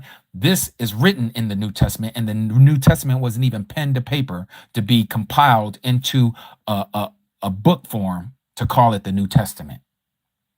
This is specifically talking about the Tanakh. Okay? Anytime you see the word scripture in the New Testament, it's always pointing back to what we have mislabeled as the Old Testament. Just something for you to think about. Let's continue, because it'll clarify a lot of things when you're reading the New Testament. It clarifies to show you why you are to still keep the commandments. When you understand when the word scripture is given to you in the New Testament, it's always pointing back to the Tanakh, also known as the Old Testament. Verse 55. In that hour, Yahusha said to the crowds, "Have you come out as a robber with swords and clubs to arrest me? Daily I sat with you, teaching in the set apart place, and you did not seize me. But all this came to be so that the scriptures," again pointing to the Old Testament, "of the prophets," which is in the Old Testament, "might be fulfilled." Then all the taught ones, all the disciples left him and fled. They skedaddled. They were scared. They didn't want to get arrested with him. They didn't want to be co-conspirators with the Mashiach. Just like he said that they were all going to flee. Strike the shepherd and the sheep shall scatter. And those, verse 57, those who had seized Yahusha led him away to Caiaphas, the high priest, where the scribes and the elders were gathered together. Now, all of this is happening at night. Okay, we haven't entered into another daylight yet. This is all happening Passover night. Verse 58, but Kappa, Peter, followed him at a distance to the courtyard of the high priest, and he went in and sat with the servants to see the end. And the high priest, or the chief priest, and the elders, and all the council were seeking false witness. That's the 9th commandment. We are not to bear false witness against Yahusha to put him to unaliving, but they found none. Although many false witnesses came forward, they found none, but at least 2 false witnesses came forward. Wow, look at this. Okay. And this one said, "I am able to destroy the dwelling place of Yahuah Elohim to build it in 3 days. Remember what we just read in Matthew chapter 24, verse 40. He says, just like how Jonah was in the belly of the fish for 3 days and 3 nights, so shall the Son of Adam be in the belly of the earth for 3 days and 3 nights. Okay, let's continue. Hold on one second. Let me read what Peter said here. If on the 14th Yahushua observed the Pesach, meaning the 15th is a high Sabbath, but John 19:31 tells us Shabbat was the next day, meaning Yahushua John ate at the special supper with the Talmud and not the Pesach. Again, Mr. Peter, you are making my point exactly of why they changed the script. Please hold on for a second. Let me continue what I'm doing, and we're going to deal with John chapter 19, because again, John chapter 19, Mark chapter 14, Luke chapter 22, they've all been twisted to give you the understanding of a good old Friday. Saturday, he rested in the tomb, and then he woke up on the first day of the week. Nowhere. That's nowhere in scripture. But let's continue, okay? Let me not get cross-sided here, okay, Peter? Let me continue. Yes, you're very welcome. Because I want you to see this, Peter, and I want everyone to see this, how they've lied to us. And it's going to make sense to you. That's why we had to read Matthew chapter 12 to see what the Messiah says. He says, no sign shall be given to you. And we know our Messiah doesn't lie. If he says that Jonah, just like he was in the belly of the fish for 3 days and 3 nights, and he's using that to say he's going to be in the belly of the earth for 3 days and 3 nights, then we're going to take him at his word, and we're not going to take the customary teachings that we've been given falsely by the Catholic Church and has been given to the daughters that we call Protestantism. So let's continue. So it goes on and says this. Yahushua said to him, you have said it. Besides, I say to you, let me see, did I miss something? Stood up and said, oh, yes. Let me continue. This one said, I am able to destroy the dwelling place of Yahuah Elohim, to build it in 3 days. And the high priest stood up and said to him, have you no answer to make? What do these witness against you? But Yahushua remained silent. So the high priest said to him, I put you to oath by the living Yahuah Elohim, the mighty of mighty ones, that you say to us, if you are the Mashiach, the son of Yahuah Elohim. Yahushua said to him, you have said it. Besides, I say to you, from now on, you shall see the Son of Adam sitting at the right hand of the power, and coming on the clouds of the Shamayim. Then the high priest tore his garments and saying, he has blasphemed. Why do we need to hear any more witnesses? See, now you have heard it. Let me say that again. See, now you have heard his blasphemy. What do you think? And they answering and said, he is liable to death. Then they spat in his face, beat him, and others slapped him, saying, prophesy to us, Mashiach. Who is the one who struck you? And Kappa sat outside in the courtyard, and a servant girl came to him, saying, and you were with Yahushua of Galilee. But he denied it before them all, saying, I do not know what you say. This is the first one that he denied him, right? Remember, he was supposed to deny him 3 times. And as he was going out into the porch, this is Kappa, Peter, another girl saw him and said said to those there, and this one was with Yahushua of Nazareth. But again, he denied with an oath, I do not know the man. And after a while, those who stood by came to him and said to Kappa, truly you are one of them too, for even your speech gives you away. Then he began to curse and swear, saying, I do not know the man. I mean, I can just imagine what Kappa must have said at this point. He was probably so scared, and he's trying to be adamant to the people so they won't grab him and drag him into the Sanhedrin court as well, so that he'll be standing right next to the Mashiach getting slapped and getting spit on and all this other stuff. No, he didn't want none of that. Peter was like, I don't know the man. I don't know anything about this man. 73. And after a while, those who stood by came and said to him, Kappa, oh, wait, back up. Okay, I do not know the man. Verse 74. And immediately a cock crowed, a rooster crowed. So this lets us know the sun is about to come up. And Kappa remembered the word of Yahushua, who has said to him, before the cock crows, you shall deny me 3 times. And going out, he wept bitterly. Now notice what chapter 27 at the very beginning says. And morning, Bakor, having come. This is the next day.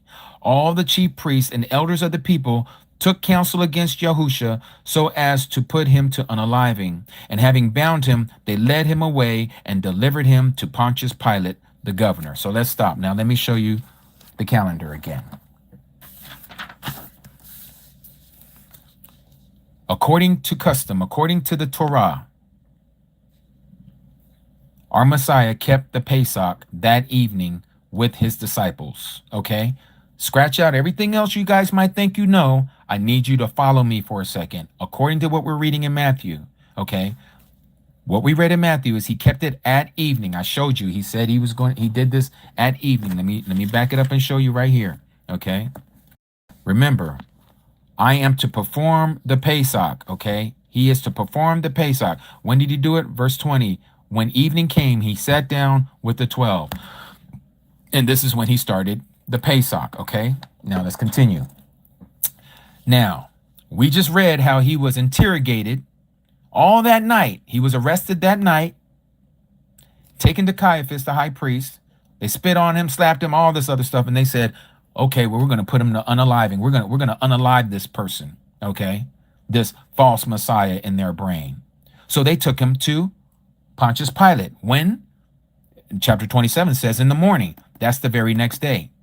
The very next day. Now, for those of you who don't know, we don't follow the Jewish custom of this teaching that the day begins in evening, okay? It doesn't start in the evening. That's a whole nother topic or discussion, and I can't get into that right now because we'll be going all over the place. Just understand that a day begins when the sun rises, okay? A day begins at sunrise, and this is what we're seeing here, okay? So that night, he was being interrogated. The very next day, he was brought to Pontius Pilate. Now it's the morning of the 15th. Now let's continue picking up the story. So Matthew chapter 27. Let's read this.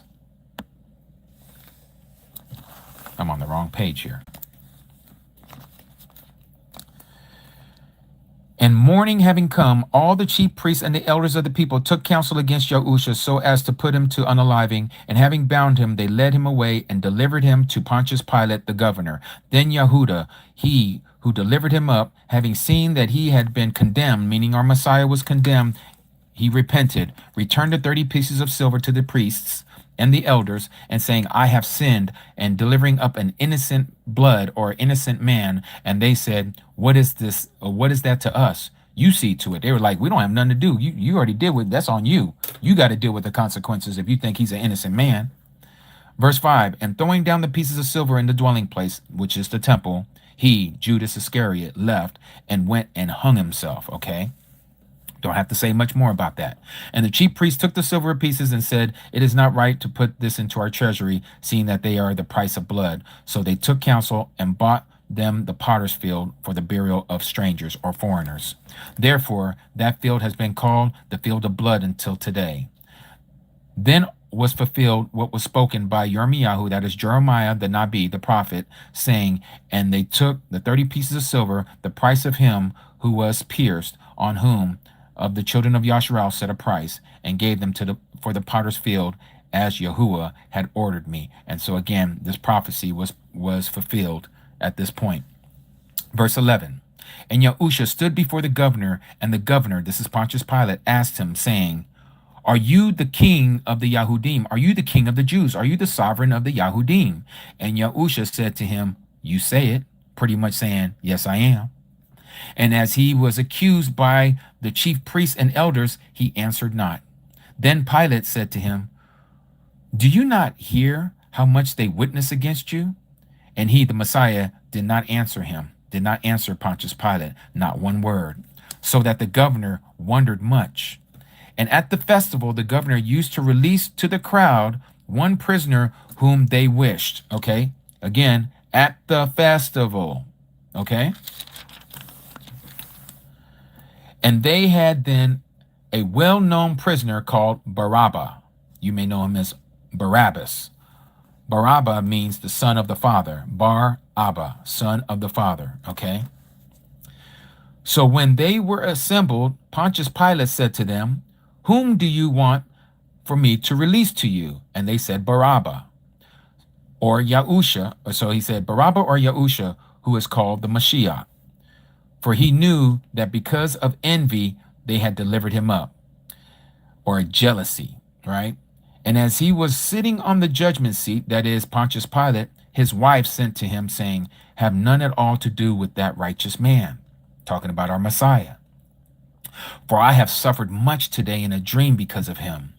But the chief priests and the elders persuaded the crowds that they should ask for Barabbas and to destroy Yahusha. So imagine for a second, picture this in your mind, that these chief priests, the whole priesthood, okay, these are all Charlemagnes. They're not even true people. They're charlatans. That's what I'm trying to say. They're charlatans. They are not even of the priesthood. They are not Levites. They're calling themselves that. Just like some people today call themselves something that they're not. Okay. These Pharisees and Sadducees are getting the crowd all rowdy, probably turning around to the crowd, facing against the Pontius Pilate, and telling everybody in the crowd, to their people, let's say crucify him and to say Barabbas.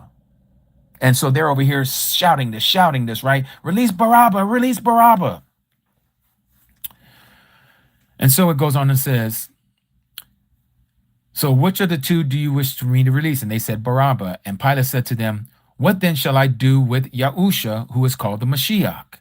They all said to him, let him be impaled. Let him be, as a lot of your pagan interpretation of scripture would say, crucify him, right? And the governor said, indeed, what evil has he done?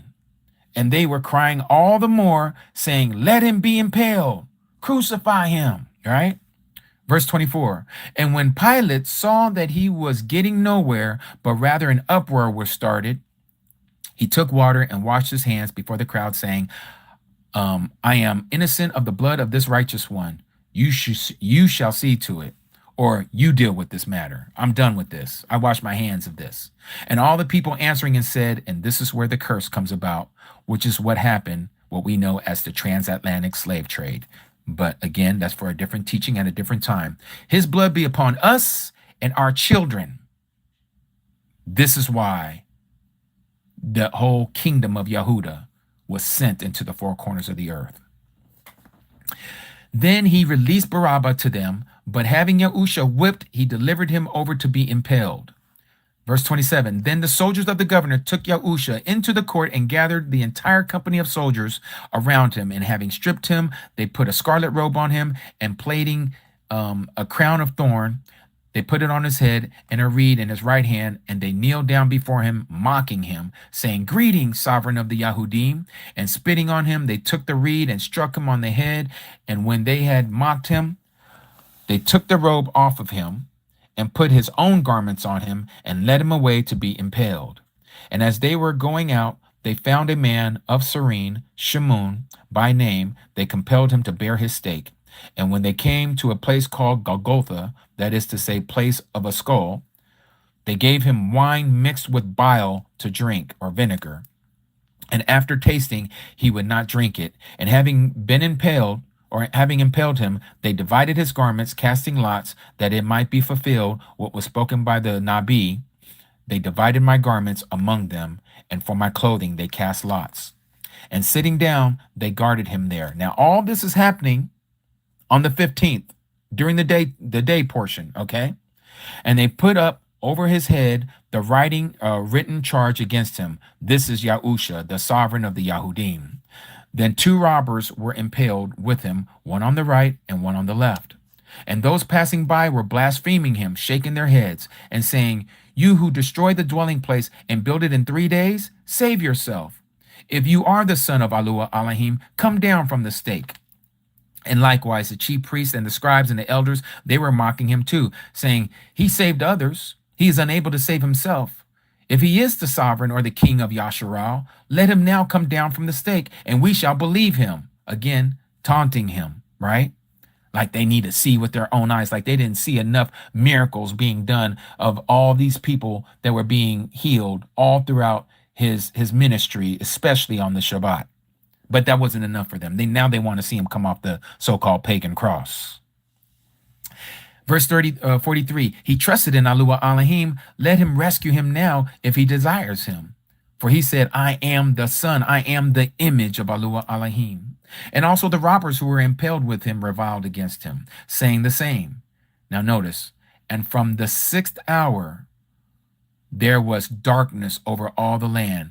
Anybody who knows the 6th hour, that is equivalent to our 12 o'clock. That would be high noon. Okay. This would be high noon.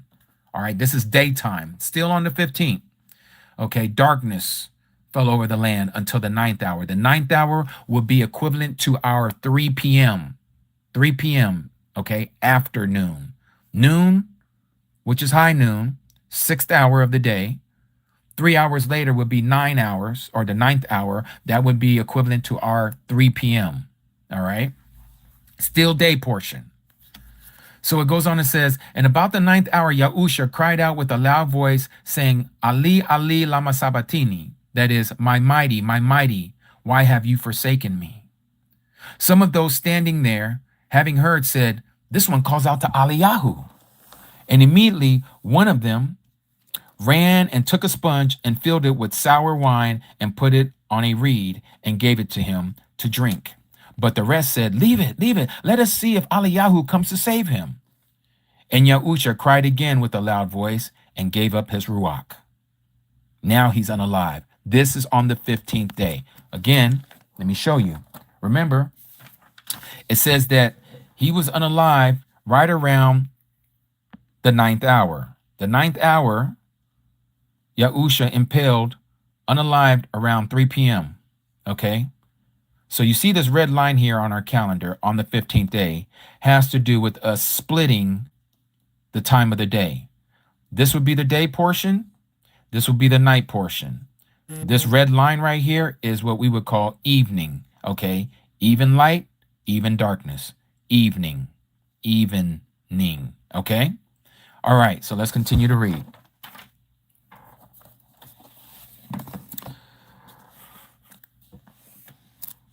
Let me bring this down a little bit. Now we're going to skip a little bit. It says here, verse 55 says, and many women who followed Yahusha from Galilee, attending him, were there watching from a distance, among whom were Miriam, or Mary from Magdala, Miriam, the mother of Jacob and Yosef, and the mother of Zebedee's sons. Now notice the word here in verse 57. And when evening came, there came a rich man from Arimathea, this is Joseph, right, named Yosef, who himself had also become a taught one of Yahusha. He went to Pilate and asked for the body of Yahusha.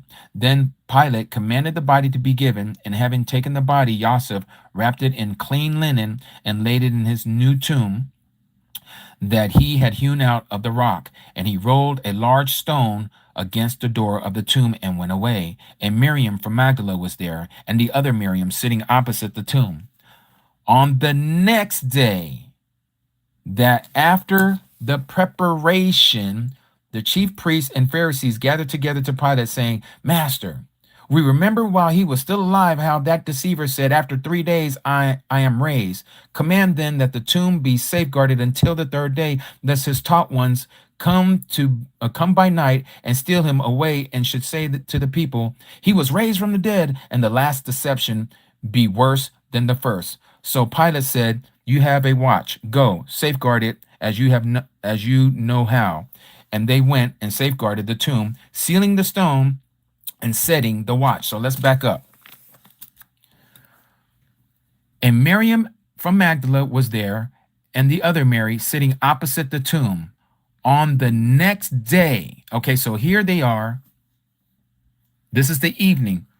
They just rested the body inside the tomb. This is the 15th, all right? It's the 15th. Evening has just came, all right? This line right here, this red line. This is why I wanted you to understand. Look, and when evening came, all right? This is when Joseph asked for the body, took it down, put it in the tomb. He laid it in this new tomb. Mary and the other Mary, they were there sobbing, mourning over the Mashiach. Now it's the next day, the 16th. This is when he was put into the grave, the first night. The next day has come, the 16th, right? And it talks about how on the next day, that was after the preparation. after the preparation. What was the preparation day? The preparation day is right here. It was the daylight portion. So when you go to John chapter 19, and here we go, this is where we go to John. Let's go to John. Those of you who really need to understand this, please pay attention. I know you guys are having sidebar conversations, but please pay attention, because some of you are going to be the same ones that come back to me and be like, can you explain to me about that? And you wasn't paying attention because you're having these sidebar conversations. So please pay attention, please. Okay? So when we go here, let me hold this portion here. This is why you got to understand and have this understanding, because if you don't know, you're going to be twisted in what you understand. Okay? Now, we read this in chapter 27, but now we're going to pick it up in John chapter 19. And you're going to see that it's a little different. This is why we know that they're not harmonious as they want us to believe. There are certain things that they have in harmony, and what I'm talking about is Matthew, Mark, Luke, and John. They're accounts of this so-called Passion Week, okay? But you're going to see that, again, the lying pens of the scribes. Then, therefore, Pilate took Yahusha and flogged him, and the soldiers plaited a crown of thorns and placed it on his head, and put on a purple robe on him, and came to him and said, "Greetings, sovereign of the Yahudim," and they slapped him in the face. And Pilate went outside again and said to them, "See, I am bringing him out to you to let you know that I find no guilt with him." Now, again, this lines up with Matthew chapter 27. This is where he came back out, and he says, "You do with it. You do what you want to do with it." He said, "I'm done. I'm done with this." Right here. And when Pilate, this is verse 24, saw that he was getting nowhere, but rather an uproar was started, he took water and washed his hands before the crowd, saying, "I am innocent of the blood of this righteous one. You shall see to it." Okay? So this is the passage that we're talking about here, where they're doing what they're doing to him. And Yahusha came outside wearing the crown of thorns and purple robe, and Pilate said to them, "See the man." So when the chief priests and the officers saw him, they shouted, saying, "Impale, impale," or "Crucify, crucify." Pilate said to them, "You take him and impale him, for I find no guilt in him." The Yahudim answered him, "We have a law, and according to our law, he ought to be unalived, for he has made himself the son of Yahuah Elohim." So this is the charge that they were putting against him, that he was making himself the image of Yahuah Elohim, the son of Yahuah Elohim. So when Pilate heard this word, he was more afraid and went back into the palace and asked Yahusha, "Where are you from?" But Yahusha gave him no answer. Then Pilate said to him, "Do you not speak to me? Do you not know that I possess the authority, the power to impale you, and I possess the authority to release you?" Yahusha answered, "You would possess no authority against me if it were not given to you from above. Because of this, he who delivered me to you has the greater transgression." From then on, Pilate was seeking to release him, but the Yahudim shouted, saying, "If you release this one, you are not a friend of Caesar's. Everyone who makes himself a sovereign does speak against Caesar." Therefore, when Pilate heard these words, he brought Yahusha out and sat in the judgment seat in the place that is called Pavement, but in Hebrew, Gabbatha. Now notice verse 14. And it was the preparation day of the Pesach, and they add here week, about the 6th hour. And he said to the Yahudim, "See your sovereign." But they shouted, "Away, away, impale him." Pilate said to him, "Shall I impale your sovereign?" The chief priests answered, "We have no sovereign except Caesar." At that time, then, he delivered him to them to be impaled. And they took Yahusha and led him away. And bearing his stake, he went out to the so-called place of a skull, that is called in Hebrew Golgotha, where he was impaled, and 2 others with him, one on this side and one on the other side, and Yahusha in the middle. And Pilate wrote a title too, and put it on the stake, and it was written, "Yahusha of Nazareth, the sovereign of the Yahudim." Many of the Yahudim therefore read this title, for the place where Yahusha was impaled was near the city, and it was written in Hebrew, in Greek, and in Roman. So the chief priests of the Yahudim said to Pilate, "Do not write the sovereign of the Yahudim, but he said, I am the sovereign of the Yahudim." And so Pilate answered and said, "What I have written, I have written." Then the soldiers, when they had impaled Yahusha, took his garments and made 4 parts, each to a soldier apart an inner garment. But the inner garment was without seam, woven from top in one piece. So they said to each other, let us not tear it, but cast lots for it, whose it shall be. In order that the scripture, again pointing to the Old Testament, might be fulfilled, that says, they divided my garments among them, for my clothing they cast lots. The soldiers therefore indeed did this. And by the stake, Yahusha stood, was his mother's sister, Miriam, the wife of Kolaph, and Miriam from Magdala. Then Yahusha, seeing his mother, said to the taught one, whom he loved, standing by, who is Johanan, John, the same one who wrote this book. He said to his mother, woman, see your son. And then to the taught one, he said, see your mother. And from that hour, that taught one took her to his own home. After this, Yahusha, knowing that all had been accomplished, in order that the scripture, again pointing back to the Tanakh, the Old Testament, might be accomplished, said, I thirst. A bowl of sour wine stood there, and they filled a sponge with sour wine, put it on hyssop, and held it to his mouth. So when Yahusha took the sour wine, he said, it has been accomplished.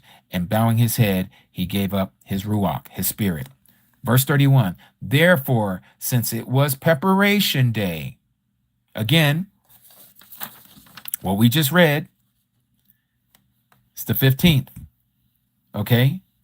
The day portion, all right?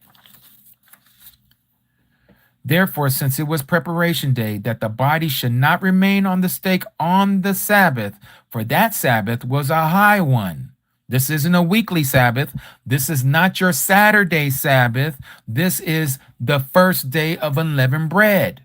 Okay, the Yahudim asked Pilate to have their legs broken, that they be taken away. Therefore, the soldiers came and broke the legs of the first and of the other who was impaled with him. But when they came to Yahusha and saw that he was already dead or unalive, they did not break his legs. But one of the soldiers pierced his side with the spear, and instantly blood and water came out. And he who has seen has witnessed, and his witness is true. Speaking of the one who wrote this Besorah, also known as John. And he knows that what he speaks is speaking the truth, in order that you might believe, meaning those of us who are. For this took place in order for the scripture, again, the Old Testament, the Tanakh, to be filled or fulfilled. Not one of his bones shall be broken.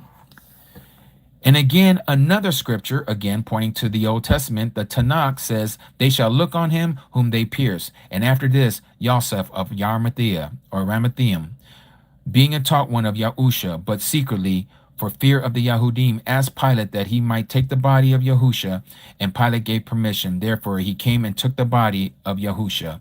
And Nicodemus, or you may know him as Nicodemus, who at first came to Yahusha by night, also came, bringing mixture of myrrh and aloes, about 100 pounds. Ooh, that's a lot. Then they took the body of Yahusha and bound it in linen, wrappings with spices, as was the habit of the Yahudim for burial.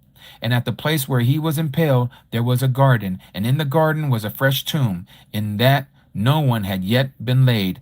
There, then, because of the preparation day of the Yahudim, they laid Yahusha, because the tomb was near. Now, let's stop there. Verse 20 takes us, chapter 20 takes us to another one. We're gonna look into that. Now, here again, so we're all on the same page. Let's look at this again. Remember, our Messiah, he partook of the Pesach, as it were, on the 14th at evening. I showed you that in Matthew chapter 26, and I'm going to show it to you again, so nobody forgets and says, oh, no, that's not the right account. Let's read it again. I'm just going to show you real quickly, and I'm going to show you, as I'm showing you through the calendar, how all of this makes sense, okay? You're going to see the 3 days and 3 nights that he was in the grave as well. So again, here we see, and on the first day of unleavened bread, this is Matthew 26, verse 17, the taught ones came to Yahusha, saying, where do you want us to prepare for you to eat the Pesach? Verse 20, and when evening came, he sat down with the 12, and while they were eating, what were they eating? They were eating the Pesach, okay? Again, at evening, they ate the Pesach. That night, he was betrayed by Judas Iscariot, and they came and they arrested him. Okay, that was that night. Remember, he says, all of you shall stumble in me this night. Okay, they came and got him that night. And then he was in front of Caiaphas all that night. Okay, they were spitting on him, slapping him. They were doing all this that night. And then it says, and when morning had come, all the chief priests and the elders of the people took counsel against Yahushua, so that to put him to unaliving, and they sent him to Pontius Pilate. So this was the very next day. This was here, preparation day, at the very beginning, at sunrise. Imagine the sun rising at this line right here. This is morning. This is when they started berating him before Pontius Pilate, saying all these wicked things about something that he didn't do. And so this is when Pontius Pilate had him flogged and spit at and slapped, and all this stuff was happening to our Messiah. And then he was turned over to the regiment of the captains of the guards to have him unalived on the tree. Okay, now he was impaled on the so-called pagan cross, as a lot of people like to call it. He gave up his life at around 3 p.m. Okay, Joseph of Arimathea and Nicodemus came to Pontius Pilate. They asked for the body, and they wanted the body because the high Sabbath was coming that evening. As soon as the sun goes down, the high Sabbath is coming in. This is the first day of unleavened bread. This is what we was reading right here. Let's go back to Leviticus chapter 23. This is why you got to have this Hebrew mindset, or you're going to be all over the place and thinking that that is a Friday. It's not a Friday. Okay. Let's go to Leviticus chapter 23. Again, Leviticus 23, verse 7. On the first day you are to have a set apart gathering. You do no servile work. And you shall bring an offering made by fire to Yahuah for 7 days. On the seventh day, it is set apart gathering. You do no servile work. Well, here we're not told anything about evening, but we know it starts in the evening. It's talking about the Feast of Matzah. Where do we get this information? Let's go to Exodus chapter 12. If we go to Exodus chapter 12, where they kept the first time that they ever kept the 7 days of eating unleavened bread, is right here. 7 days you shall eat unleavened bread. Indeed, on the first day you cause leaven to cease from your houses. For whoever eats leavened bread from the first day until the seventh day, that being shall be cut off from Yasharal. Okay? And on the first day of the set apart gathering, and on the seventh day, you shall have a set apart gathering. No work at all is done. This is the high Shabbat. Remember, Shabbat means rest in Hebrew. Okay? In the English, it means rest, but Shabbat means rest in Hebrew. All right, so here we see no work is done at all on the first day and on the seventh day. So what are we looking at here on this calendar? Right here. No work is to be done, okay? You're not to do no work, all right? Because Pesach is between the evenings. You see those two red lines? There's the first evening, here's the other evening. Pesach is to be observed between the evenings, but the Passover lamb is to be eaten that evening and shall not be carried over till the morning. Anything that you eat of the Passover lamb is to be done by the morning. Okay, so now you enter into this day, which is the 15th. No work is to be done. Right here, this preparation day, no work is to be done. The high Sabbath is coming. All right, so now let's follow. Let's continue. Let me go back to Matthew.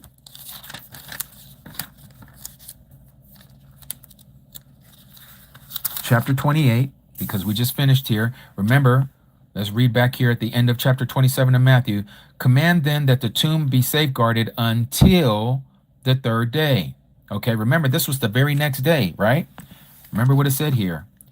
And on the next day, that was after the preparation day, okay, the preparation, the chief priests and the Pharisees gathered together to Pilate, saying, Master, we remember while he was still alive, talking about our Messiah, how that deceiver said after 3 days, he didn't say after, he said on the third day, but they said here, after 3 days, I am raised.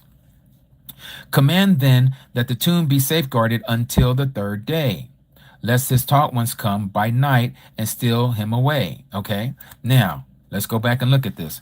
If what we've been told through Christianity is true, And this being the so-called preparation day that they took his body down, here's the next day. It doesn't say anything about this day being the weekly Sabbath. That would be the next day, right? They said it was, but it isn't. Here's the preparation day, all right? This is this would be when when I showed you guys that he ate the unleavened bread, the Pesach, the Passover with the disciples. He was taken here, he was unalived by Pontius Pilate's decree. They put him on the stake. He was unalived. They took his body down, and here he was in the tomb. Okay?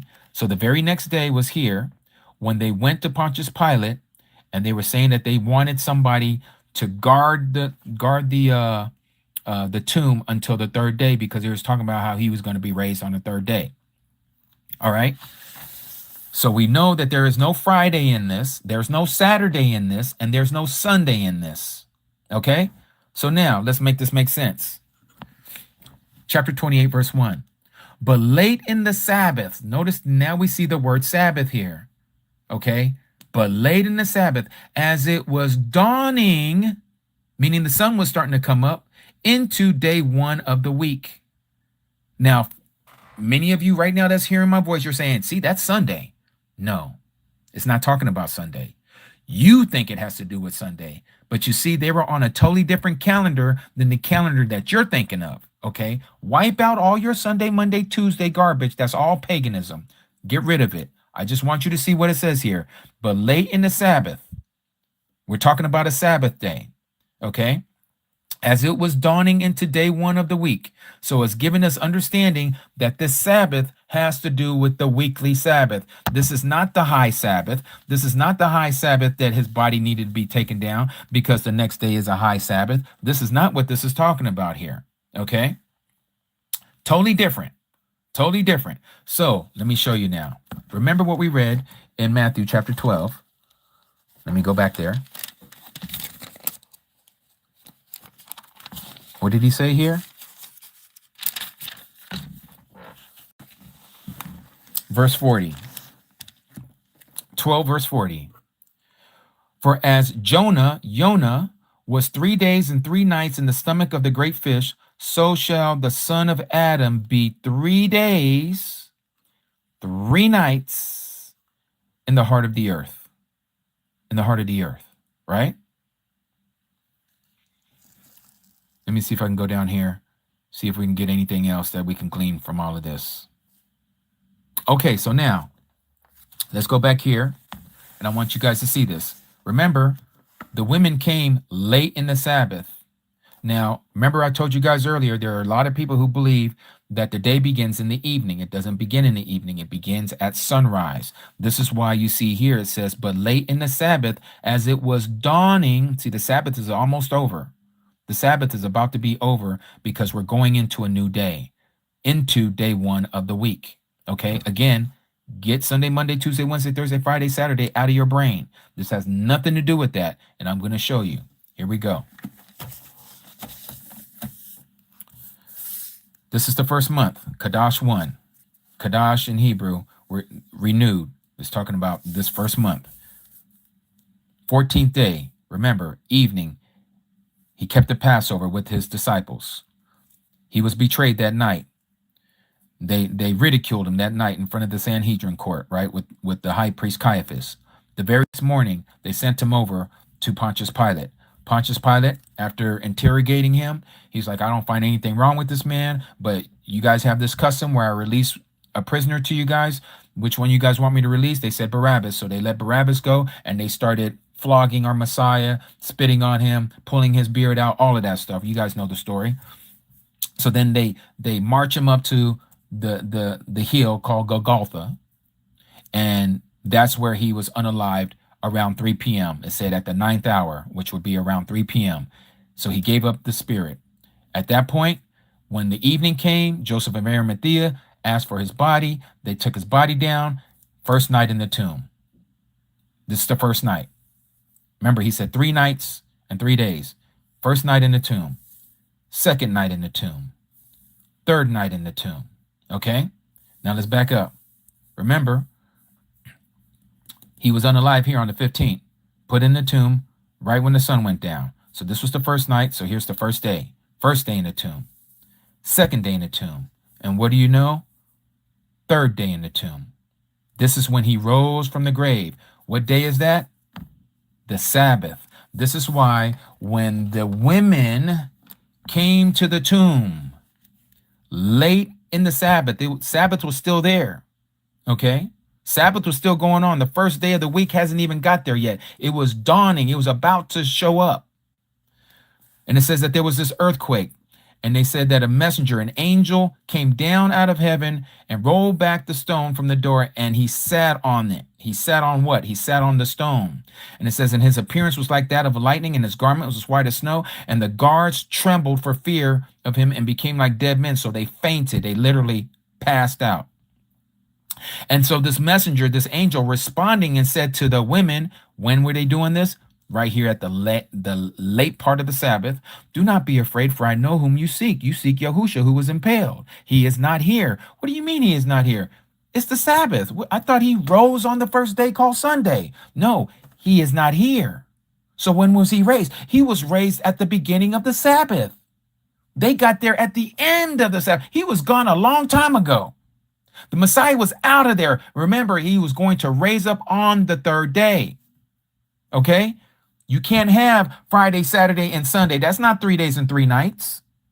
That's not 3 days and 3 nights. And I'm showing you through scripture, literally from chapter 26 of Matthew to chapter 28 of Matthew, how it lines up with the calendar. It lines up with the calendar. Let me back this out so you guys can see what I'm talking about. Again, 14th, Passover. 15th, preparation day. That evening, first day of unleavened bread. You're to eat the unleavened bread. The first day and the last day are high Sabbaths. Okay? This was the Sabbath that it was talking about when it said the next day, the evening, you had unleavened bread coming, which was a high Sabbath. It was a high one. Okay? It's talking about this one right here, at evening. This is why his body had to be taken down, because it was a high Sabbath. The weekly Sabbath is over here. This is why it makes sense that his body was in the grave 1, 2, 3 nights, and then 1, 2, where am I at here? Oh, 1, 2, 3 days. Because remember, here's the Passover. He was unalived here during the daytime. First night, first day. Second night, second day. Third night, third day. Rose on the third day, which is a Sabbath. This is why we know he didn't do it on the 13th. He didn't do the Passover on the 15th. He did it exactly what he said he was going to do. And he came here in the volume of the book because it speaks of him, and he was to fulfill the book. So if anybody tells you that he did it on the 13th, they're lying to you. If they're telling you that he did it on the 15th, they don't understand the scriptures. They don't understand a Hebraic understanding of what is being told to us. This is why you need to know this through a Hebraic mindset, using the calendar that he has given us, and not the Gregorian calendar, and certainly not the Hillel 2 so-called Hebrew calendar that the Jewish people are using today. That is not the calendar, because they have 13 months, and there is no such thing as 13 months. You have 12 disciples, you have 12 tribes. There is no 13th tribe, and there is no 13th disciple. Everything he does is by the numbers. Everything. So all of that being said, if anyone still doesn't see this, I don't know what to tell you. All I can ask that you just go before Abba Yahuwah and ask him to show it to you. But it is very clear, and this also lines up with when he's going to come and resurrect us, when he's going to resurrect us so that we will live before his sight. Okay, if you understand Hosea chapter 6, this lines up with that as well. I'm not going to get into that today, but it lines up. It's the same thing that Martha said to the Messiah, and Mary said to the Messiah when he was talking about Lazarus, how Lazarus had passed away. Let's go to John chapter 6. What does it say there?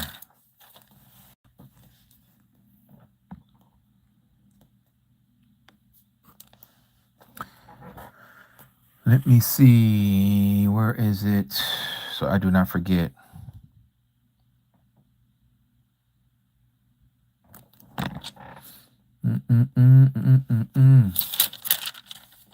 Hold on. Taught ones. Oh, I'm looking at the wrong passage. Okay.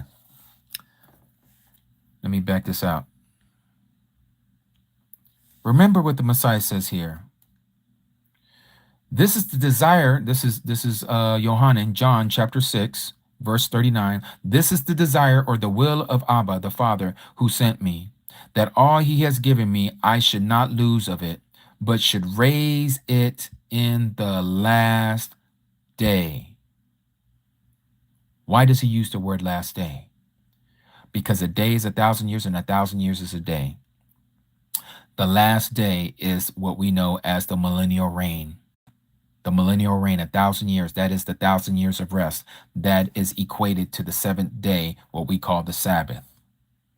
The Messiah is the head, we are the body. If he is going to raise us up in the last day, he was also raised up in the last day of the week.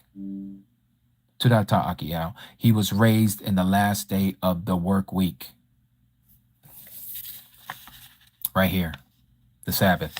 This whole column here is the Sabbath. This is why I say you cannot use Sunday, Monday, Tuesday, Wednesday, Thursday, Friday, Saturday, because these days of the week are not connected to our pagan 7-day week cycle. This 7-day week cycle is connected to the SUN, called the sun in the sky. The 7-day week cycle that we follow is not connected to the sun. It's not connected to the stars. It's not connected to the moon. It's just by what they've given us and say, here's your Sabbath. And then the Christians say, here's your first day of the week, the Lord's Day. All of this is not found in Scripture. This was all given to us by the Catholics and by these Jewish people.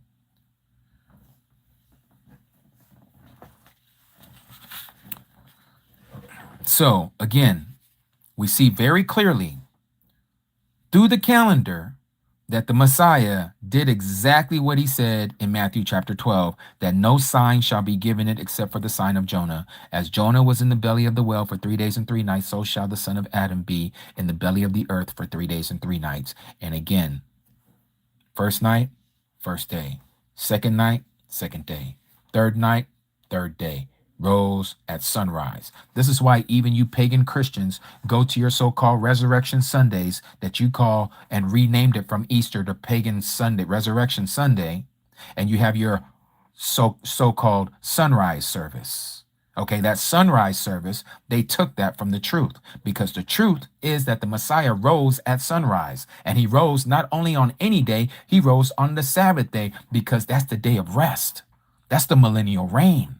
It represents us being with him, ruling and reigning with him for 1,000 years. We're not in the grave for 1,000 years before he resurrects us on the 8th millennium, which would be the 8th day, a start over again. That's nowhere in Scripture. That has been given to us by Rome. And so let me show you some of the inconsistencies of some of these other gospels, these besoras. So remember what we just read here about Matthew 28. Let's take an account of this. Notice this here. Late in the Sabbath, as it was dawning into day 1 of the week, Mary Magdalene and the other Marys came to the tomb. And see, there was a great earthquake, for a messenger of Yahuah, an angel, singular, came down out of heaven and came and rolled back the stone from the door and sat on it. And his appearance was like lightning, and his garment was white as snow. And the guards trembled for fear of him and became like dead men. Okay. And then the messenger responded and said to the women, do not be afraid. I know who you seek, Yahushua, who is impaled. He is not here, for he was raised. As he said, come, see the place where the master lay. So now, again, remember, they came. It was still kind of dark because it was late in the Sabbath. The sun was just starting to come up. So this would be what we call dawn. The sun is coming up, the sunrise. Okay. Notice here, there's a messenger, an angel, and this angel rolled back the stone. So now let's go to Mark.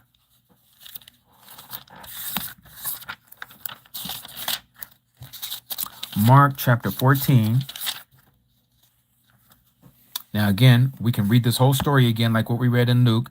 Now Pesach, the festival of Matzot, you see that, Passover, and the festival of Matzot was after 2 days. Same thing what we read in Matthew earlier, right? Matthew chapter 26. You know that after 2 days, the Passover takes place, right? So all of this is straight. Now let's go a little further. Let's go to the point where he was being where he was about to be raised from the dead. Okay.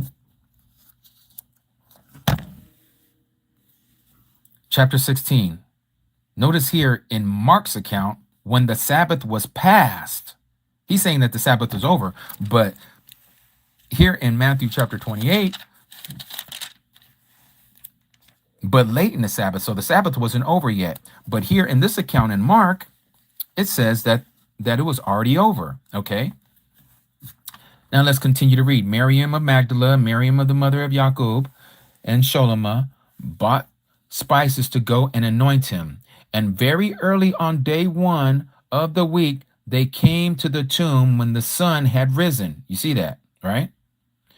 And they said among themselves, who shall roll away the stone for them from the entrance for the tomb for us? And looking up, they saw that the stone had been rolled away. All this makes sense with what we just read in Matthew. For it was extremely large, talking about this stone. And having entered into the tomb, this is where it goes astray. Having entered into the tomb, okay? None of that happened yet in Matthew. They saw a young man sitting on the right, wearing a white robe, and they were greatly astonished and said to them, do not be much astonished. You seek Yahuah of Nazareth, who was impaled. He was raised. He's not here. See the place where they laid him. And go and say to his taught ones and Kappa, and that he is going before you into Galilee. You shall see him there as he has said to you. Now, let's back up. What happened here? They said that they came and there was a great earthquake. Mark doesn't talk about anything about an earthquake, number one. Here it talks about this messenger. We can assume that this same messenger here that was inside the tomb, this one was outside the tomb. Remember, and he sat on the tomb, the door of the stone. He sat on it. And see, there was a great earthquake, for the messenger of Yahuah came down out of heaven and came and rolled back the stone from the door and sat on it. He sat on it. And his appearance, in case you think that they didn't see it, his appearance, the one who was sitting on this big old stone, was like lightning, and his garments was white as snow. Doesn't talk anything about these guards in Mark, okay? But these two men were literally fainted. They were unalive. They not unalive, but they were fainting as unalive. This messenger is talking to them outside the tomb, okay? He tells them to go in and see where he was laid, okay, to see that he wasn't there. And here it says that he was in the tomb. This angel was in the tomb, okay? Notice here, and having entered into the tomb, they saw a young man sitting on the right, wearing a white robe, and they were greatly astonished. So wait a minute. Was there one inside and one outside? Maybe. I don't think so, but let's go to Luke. Let's see what Luke says about this. This is why I'm saying you start to see the lying pens of the scribes. And you ain't seen nothing yet. I'm about to show you another one. Let's go to 24. Luke 24 says this. But on day 1 of the week, so here is the Sabbath ain't even mentioned. Okay, this is already saying that it was day 1 of the week at early dawn. Again, it's letting us know that it's talking about the sun rising. They came to the tomb, bringing spices that they had prepared, and they found the stone rolled away from the tomb. And having entered, they did not find the body of the master Yahushua. Wait a minute, you've entered? And it says, and it came to be, as they were perplexed about this, that see, 2 men stood by them in glittering garments. Wait a minute. Matthew said 1, Mark said 1, but now Luke says there's 2. And becoming frightened and bowing their faces to the earth, these said to them, why do you seek the living among the dead? He is not here, but has been raised up. Remember how he spoke to you when he was still in Galilee. Now, again, think about this. We're talking about the most amazing moment in the history of mankind. We're talking about the most amazing moment in the history of mankind. Okay? The most amazing moment. And you mean to tell me that these gospels don't have this moment exact? You mean to tell me they don't have this moment exact? Why is one saying that there's only one angel and another one says that there's only one angel? One says that one angel was outside the tomb. The other one says that the other angel was inside the tomb. But now this one that we're reading here in Luke says both angels were inside the tomb. All of these cannot be right. Why do I bring this up? Because you'll have people who will bring up these inconsistencies of these so-called gospel accounts, and they'll use it against you to say, see, that's why I'm not believing this whole account of him, this so-called Messiah or Christ or whatever you want to call him being resurrected. Look, we know how Satan works. This is one thing we know for certain, that our Messiah died, he was put in the tomb for 3 days and 3 nights, and he was resurrected on the Sabbath. Okay? This we know. Regardless of what anybody else wants to say or whatever the accounts that was written, do not let that persuade you from believing in the resurrection work of our Messiah and what he has done. Because what I'm showing you right now is the lying pens of the scribes. All of these cannot be right. The only one I would put any weight on is Matthew. This is the only one. It's the only one because it has a Hebrew understanding. Now, let me show you why I'm saying this, because I'm going to read this to you, and you're going to see where they get this Friday, Saturday, and sunrise on Sunday, or rising on the Sunday. Okay, let's see this. So now, if you go here, let's start with Mark.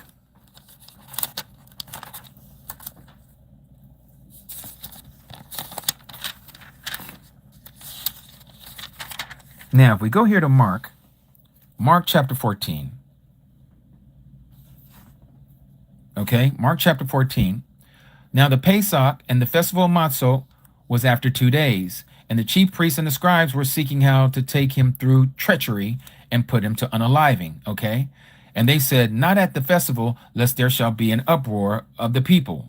Okay, and while he was in Bethania, in the house of Shimon the leper, and sitting at the table, a woman came in. We know about the alabaster flask. We talked about all of this. So we know all of this was happening on what we know as Pesach, right? Or not Pesach. Pesach's getting ready to happen. This is 2 days before Pesach.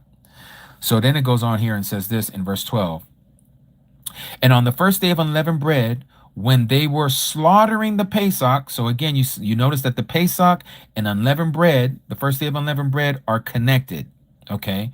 Now we know, again, you have to have this Hebrew mindset. The Pesach is not the actual first day of unleavened bread, but it is counted as the first day of the week of the celebration of unleavened bread, and it's called Passover or Pesach.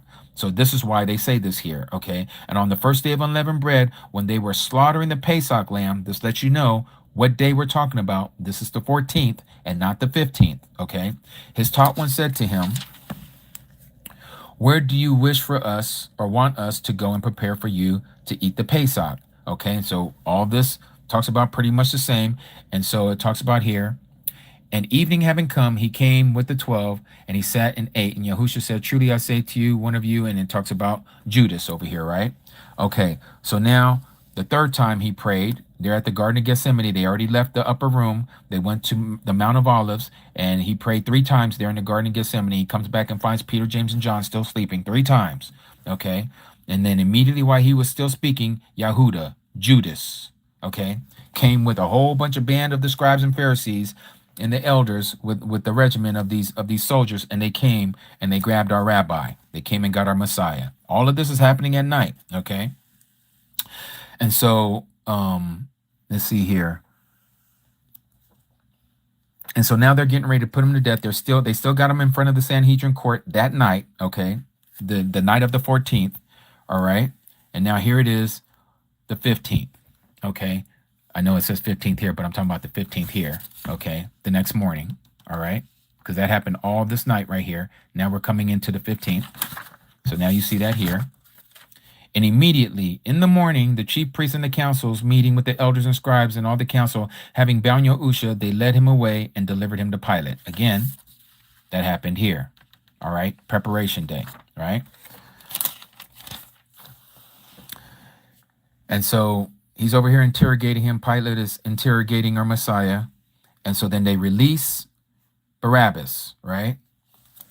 And so now our Messiah is hanging on the tree, okay, at this point, and they have the inscription over his head, okay? All this is happening on the 15th during the daytime. All right. And let's see, as we continue. And verse 42, and when evening had come,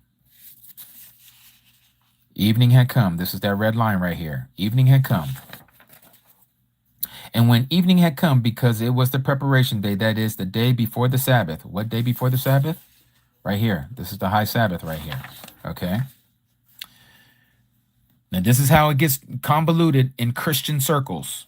Again, when evening had come, they'll tell you this is Friday. Okay.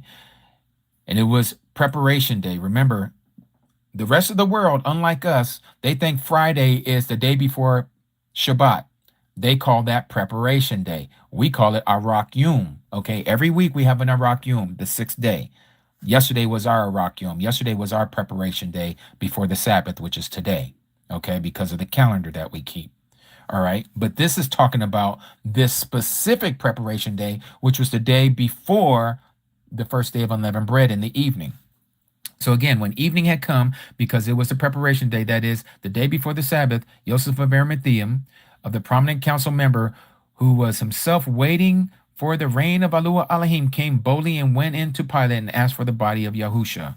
But Pilate wondered whether he was already dead. So summoning the captain, he had asked him if he was already dead. And when he learned this of the captain, he gave the body to Joseph. And it says, and Joseph bought fine linen and took him down and wrapped him in the linen, and he laid him in the tomb that had been hewn out of the rock, and rolled a stone against the entrance of the tomb. And Miriam of Magdala and Miriam, the mother of Joseph, saw where he had laid. And then chapter 16 says, and when the Sabbath was past, Sabbath is over here. Mary Magdala, Mary of the mother of James, or Jacob, Sholema, bought spices to go and anoint him. And very early on day 1 of the week, they came to the tomb when the sun had risen, and they said among themselves, who shall roll away the stone from the entrance of the tomb for us? So now, let's go back and look at this. This is where they get the whole Resurrection Sunday, because again, you're seeing the lying hands, the lying pens of the scribe. So remember, he goes into the tomb, okay? And they said it was in the evening, all right? They would have been believing this to be Friday night, okay? They're calling this preparation day. Why? Because the next day is going to be the Sabbath. Well, since the next day is going to be the Sabbath, they all rested on the Sabbath. So they think the next day is Saturday. Christendom thinks it's Saturday, right? They're resting on the Saturday. They're even telling us and teaching us that the Messiah was resting even in the grave on the Sabbath, right? They're telling us all these lies, okay? So now when the Sabbath was passed, in our thinking already, as I'm saying this, many of you are saying, okay, well, Sabbath passed. That means Saturday just passed. So this is where we get this whole Resurrection Sunday. Very early, day 1 of the week. This is where they get this stupid Sunday. It ain't no Sunday, but that's what they want us to believe. So now you're taking Friday evening, Saturday, and then you have Saturday morning. How was that 3 days and 3 nights, people? How was that 3 days and 3 nights? He told the Pharisees and Sadducees that the only sign that shall be given them is the same sign that was given to them by Jonah the prophet.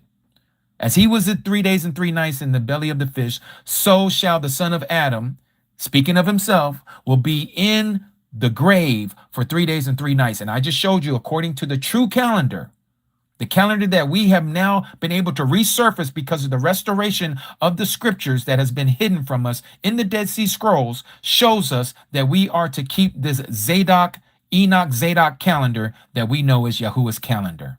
Without that Enoch Zadok calendar, we would still be in the blind and being just like the Christians, and we believe on a Good Friday, and then he rested on a Saturday, and then he came out of the grave early Sunday morning, and this is why you have your so-called Resurrection Sunday sunrise service.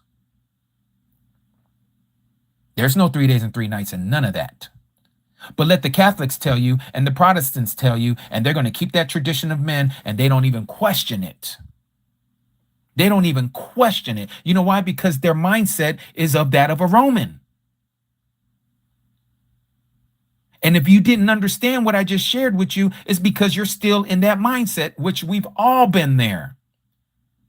But it's going to take you to literally get on your hands and knees, and you got to go before the creator of heaven and earth, and you got to ask him to open up your eyes to this understanding of truth. Because once you see it, he'll start opening up all the scriptures to you. Not that you're going to know every single thing about it, but you're going to start to see the lies that have been taught to you. Like this whole thing about Good Friday and Saturday, he rested in the tomb, and then he woke up and he resurrected on a Sunday.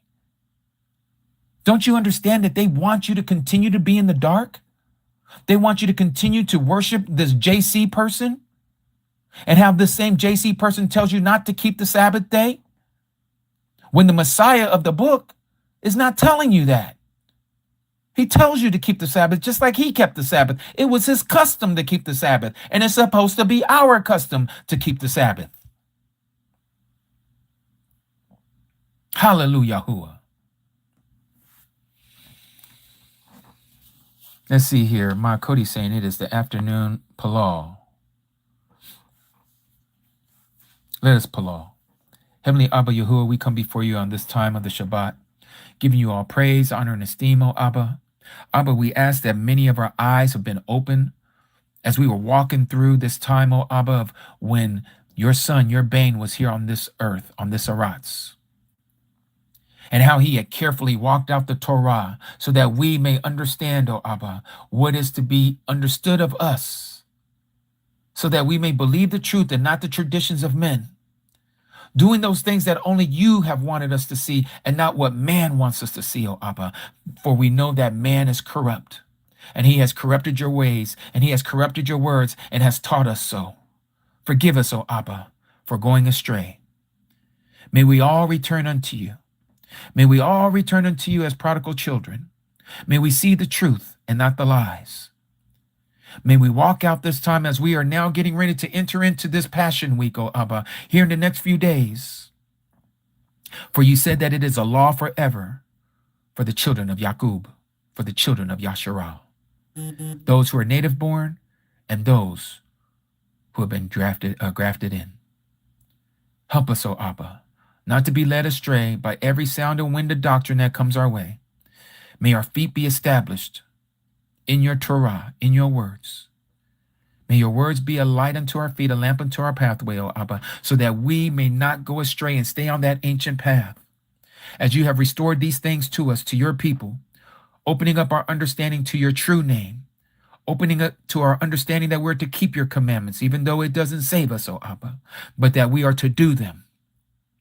Opening up to us who you truly are, helping us to remove the false images and not keeping these images of idolships or idols, idolizing these things that we call crosses and these six-pointed stars and these crescent moons and all these other things, O Abba, that we think is of you and has nothing to do with you, O Abba. For you have given us your image, for we have all been made in your image and likeness. This is why you have told us to love one another, because we are to love the image that you have created for each one of us to see. The image that has been made in you. This is our Palal on this Yaum, on this Shabbat. And may all the congregation say, Hallelujah, Yahuah, Hallelujah, Yahuah, and Hallelujah, Yahuah, Amat. Rumamu Yahuah. Amat. All right. Okay.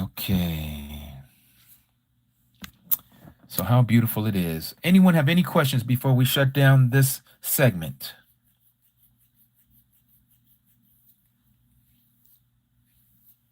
And if my Aki Kenneth is here, or Aki Danielle, if you are here, please give me a 1, Aki Kenneth and Aki Danielle.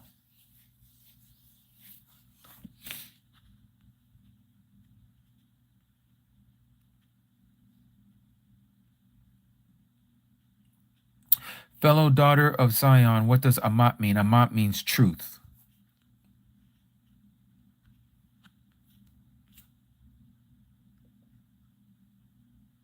JW, how long did it take for you to come up with this calendar? Well, I didn't come up with the calendar. It was given to us, and we had to study it out to see if it's true.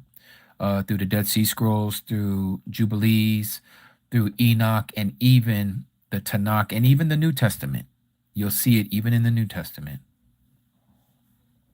They were here earlier. Okay. Okay, Robin. So I can understand why you guys are all confused over there on the other side of the international date line. Before I hit that up, I don't know if Aki Quentin is here. Aki Quentin, you had brought up earlier about why don't we use paleo alphabets, the paleo Hebrew alphabet. The paleo Hebrew alphabet and what we call the modern block letter Hebrew alphabet they're identical, other than the shapes that have been given to us. Okay. Now, I know there are some people who are adamant about Paleo Hebrew, and I'm going to tell you why I'm not as adamant. Now, I rather know more of the Paleo Hebrew than the modern block Hebrew that our ancestors picked up when they were in Babylon. But here's the thing. Dead Sea Scrolls. Dead Sea Scrolls, okay? Each one of those scrolls, none of them was written, not one of them that I've known or that I've studied was written in Paleo Hebrew. They were all written in modern Hebrew, okay? Other than when they would spell the word of Yahuah, that would be in Paleo Hebrew, okay? And so the reason why I'm bringing this up, anybody who wants to be adamant about, oh, why are you guys using, the modern block letter Hebrews? Well, I'm telling you, it's even found in the Dead Sea Scrolls. And those Dead Sea Scrolls is how we got all the information that we have to this very day. It is the oldest written information of what we know as the Tanakh, the Old Testament. All right. So if it was, I hate to use this word God. If it was great enough for them to write it down in the modern block lettering Hebrew for our prosperity to where we can read it nowadays, then I don't see what is wrong with it. Okay. That's just me. Now, others can be dogmatic about it staying paleo. Again, as I was sharing, the Dead Sea Scrolls are all written in modern Hebrew lettering, not paleo, other than the Father's name. The Father's name was written in Paleo Hebrew, but all the other lettering was written in modern Hebrew.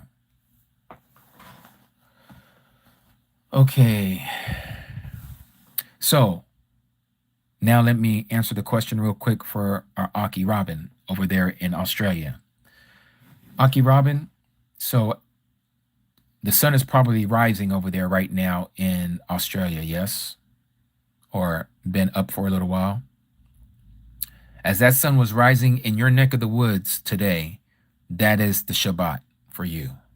Because again, from what we're understanding is the Shabbat starts in Jerusalem. It doesn't start where man has created this fake international date line and say New Zealand, Auckland, New Zealand, and Sydney, Australia are the first ones to come into the day. Okay, that's all man-made. The day begins at Jerusalem. Okay, so it's 9 a.m. So you're actually on your Shabbat right now. You're behind us. Even though all this time we thought you guys were ahead of us, you're actually behind us.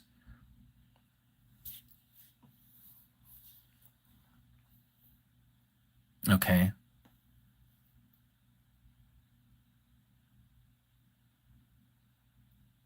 And that's probably the simplest I can tell you, Aki Robin. So all you have to do is just connect it through all the other, like when we do our Pesach that's coming up, when we're having it at evening here on the west coast of the United Snakes, as that sun starts to go down later on that same day for you guys, it's going to be Pesach for you guys that evening. Yes, it's still going to remain the same, yes. But now you're going to have to use the international date line if you want to equate it to our pagan calendar. So it's Tuesday over there right now. So all of your Shabbats for this year is going to be Tuesday morning.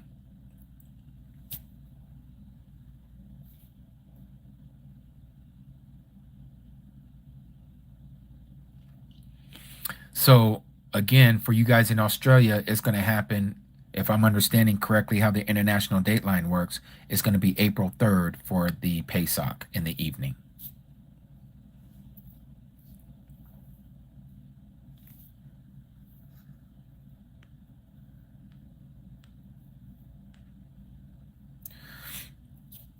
The high Sabbath, Brooke, are going to be exactly like we just read today. You have two high Sabbaths coming up, okay? The first day of unleavened bread and the last day of unleavened bread.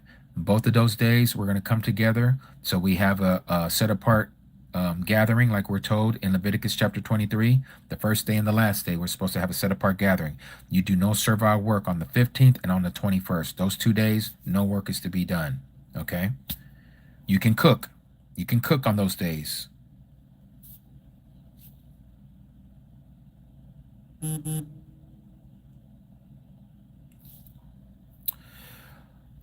What is Jamie? What is Tuesday? You got to give me a little more than that.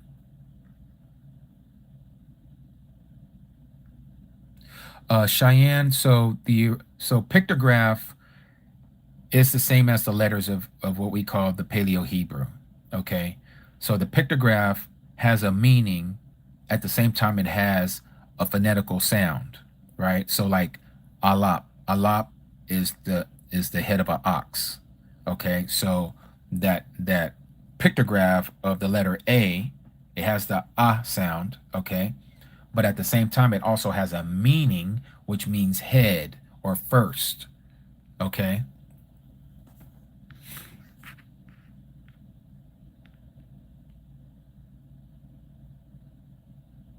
Yes, Hudgens,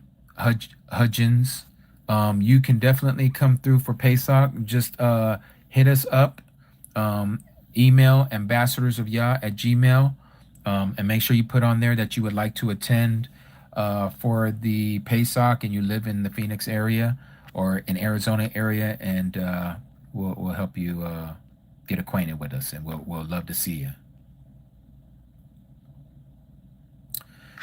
Okay. Oh, Jamie. Okay, so that might be because they're starting the day after the spring equinox, and I did that before, and that is wrong. Let me show you why it's wrong. Let's go to the book of Enoch real quick. Okay. I apologize if I don't get to all of your guys' questions, but I'll try my best. Okay.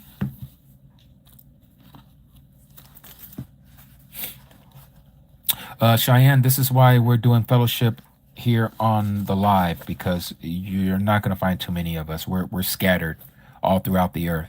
This is why what we're learning right now, and I truly believe this. There are some of you that are hearing my voice that is going to be part of the 144,000 household.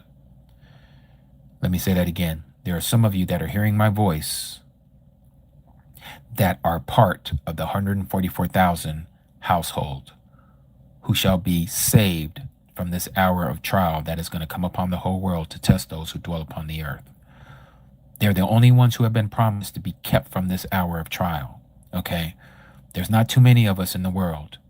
Everyone else, I can't speak for the others, but they either don't know the calendar, and if they have the calendar, they don't have the right days that they're following the calendar, and if they don't have the right days of the calendar, they're calling him JC, and if they're not cleaning their mouth out, like it says that the 144,000, that they don't have no guile in their mouth, no falsehood in their mouth, they're not using any pagan words, okay? These people have studied themselves out to be clean, to be first fruits unto Yahuah and the Lamb. This is why they're called virgins. We're not talking about some physical virgins who are Jewish, okay? Stop with the Christian understanding. This is talking about the 5 wise virgins of Matthew chapter 25. The 144,000 are the 5 wise virgins of Matthew chapter 25. They are clean, without spot or wrinkle. These people have given themselves over to the commandments. These people are doing their best to follow the Torah, the instructions. These people are calling him by his true name because it has been now restored unto them. These people now know the true calendar because it's also been restored unto them. These people love their neighbor as themselves.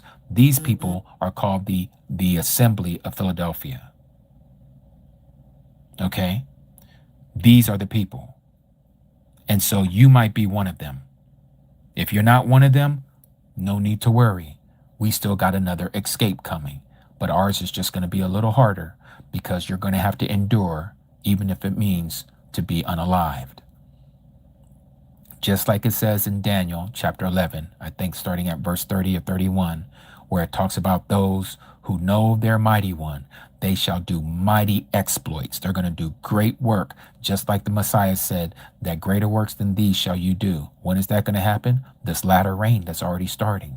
He's going to start giving us those gifts again by the Ruach, because it's the Ruach that's working through us. It has nothing to do with you. It has everything to do with you being obedient to the Ruach, and the Ruach will move through you.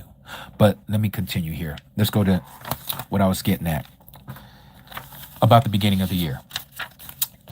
Chapter 72. This is why we know the first day of the year, the very first day of the year is the spring equinox. Okay? Let's read this. Where did I just put my little orange tablet? Give me a second, you guys. I got stuff all over the place over here. Going from one book to the next. I done lost myself of all kinds of stuff that I got in front of me. Here it is. Okay. So, Enoch, chapter 72, right? Notice what it says here. Starting at verse 4. And the first there goes out this great luminary called the sun, the S-U-N. All right? His circumference is like the circumference of the heaven, and he is quite filled with illuminating, heating fire.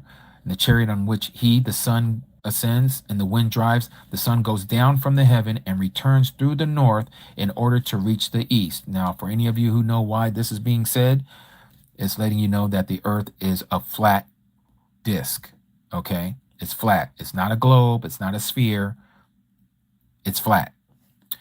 And is so guided, and he comes to the appropriate portal and shines in the face of the heaven. In this way, he rises in the first month in the great portal, that is the fourth of the 6 portals in the east. Okay? Now, as we read here in verse 8, when the sun rises in the heaven, he comes out through that 4th portal 30 mornings, 30 sunrises in succession, no breaks, no breaks. It's just constant. All right, and then sets accurately. Let me bring this down. Sets accurately in the 4th portal in the west of the heaven. And during this period, the day becomes daily longer. So this lets you know this starts at what we know as the spring, because every day, like it is right now, for those of us who are north of the equator, the days are getting longer and longer. And those who are south of the equator, their days are getting shorter and shorter by the day. Okay. So this is letting us know timekeeping has to do with Jerusalem. It's not about somebody in Johannesburg or somebody in Sydney, Australia, or somebody in Auckland, New Zealand. It's not talking about these locations. It's talking about the location where he wants to place his name, where he is going to be sitting forever, where the 3 feasts that we read about in Exodus, the 33 or chapter 32, or is it 34? I can't remember now. Well, 3 times a year, we're all to go to Jerusalem, okay? And we're not to go there empty-handed. That's where the calendar begins and ends. That's where time begins and ends, okay? It says that the Torah shall go forth from Mount Zion and out of Jerusalem, okay? Again, letting us know that the law, the calendar, the time all starts in Jerusalem, all right? So it says that it does this for 30 sunrises, okay?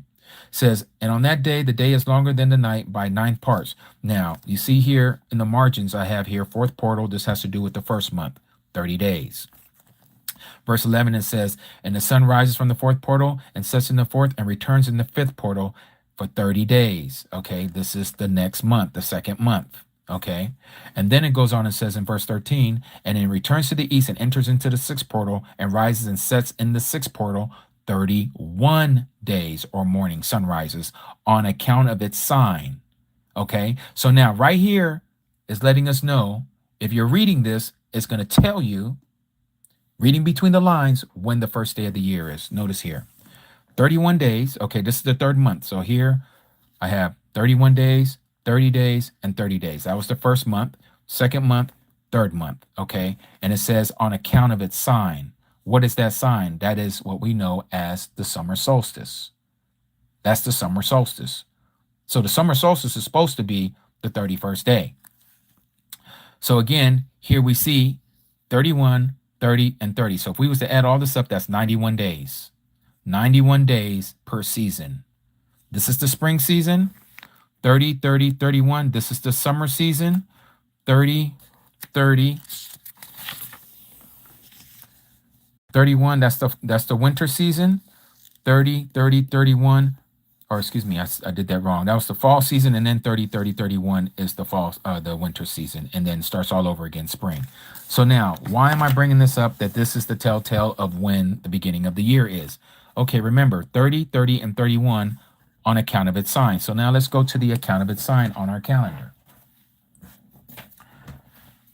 Let me pull it up here. Give me a second, you all. Okay. Let me put this all back together.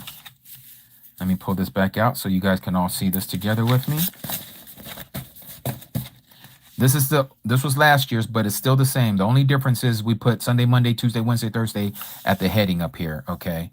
It's the only difference, all right? So you know what day is what day, all right? But it's the same. And we only did that because all of us have this pagan Gregorian mindset, and you need something to look at so you don't misunderstand what I'm sharing with you. But anyways, remember we said 30, 30, 31 days, right? So here's the first month, Kadash 1, 30 days. Here's the second month, Kadash 2, 30 days. Here's the third month, Kadash 3, 31 days on account of its sign. Okay? So now, all we got to do is go backwards. You want me to count? 1, 2, 3, 4, 5, 6, 7, 8, 9, 10, 11, 12, 13, 14, 15, 16, 17, 18, 19, 20, 21, 22, 23, 24, 25, 26, 27, 28, 29, 30, 31, 32, 33, 34, 35, 36, 37, 38, 39, 40, 41, 42, 43, 44, 45, 46, 47, 48, 49, 50, 51, 52, 53, 54, 55, 56, 57, 58, 59, 60, 61, 62, 63, 64, 65, 66, 67, 68, 69, 70, 71, 72, 73, 74, 75, 76, 77, 78, 79, 80, 81, 82, 83, 84, 85, 86, 87, 88, 89, 90, 91. What's 91? Spring equinox.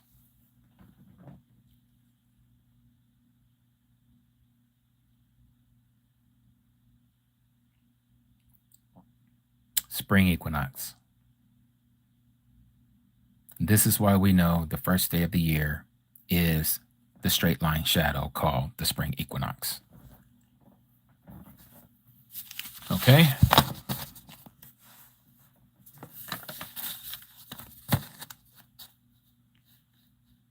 Again, all you have to do is test out what Yahuah has given us, and you're going to see that it all lines up. It all makes sense. It all makes sense.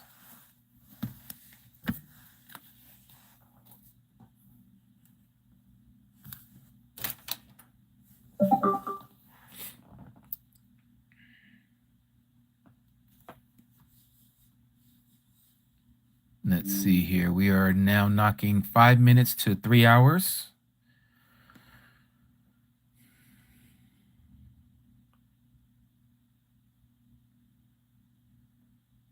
You're welcome, Jeremy. I don't know if you're saying that to me, but you're welcome.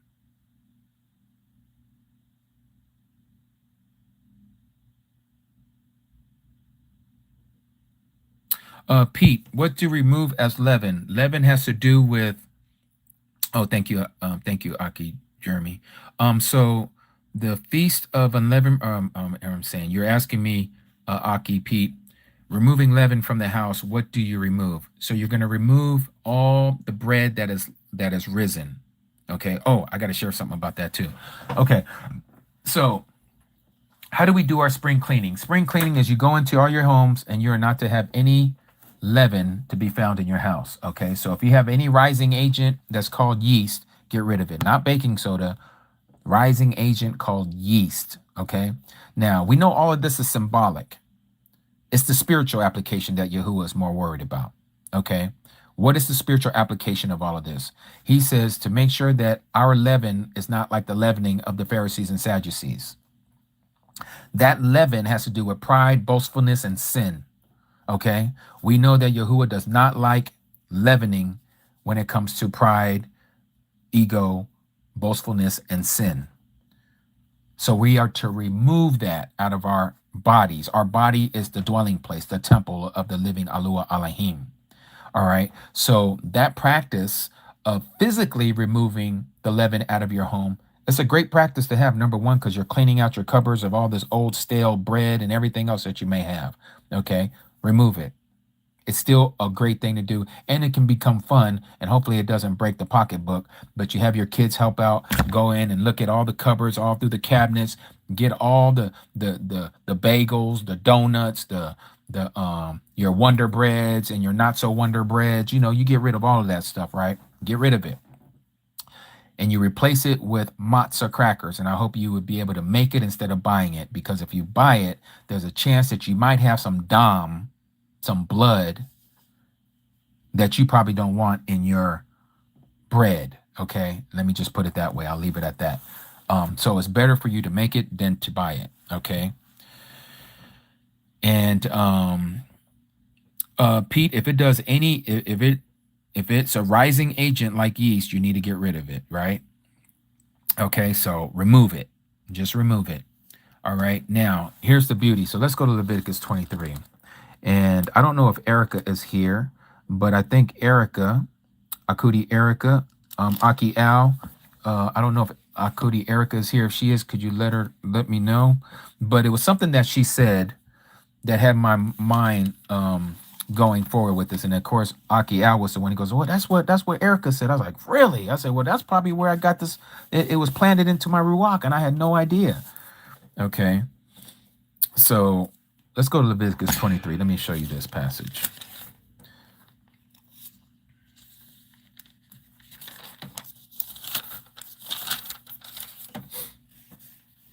Okay.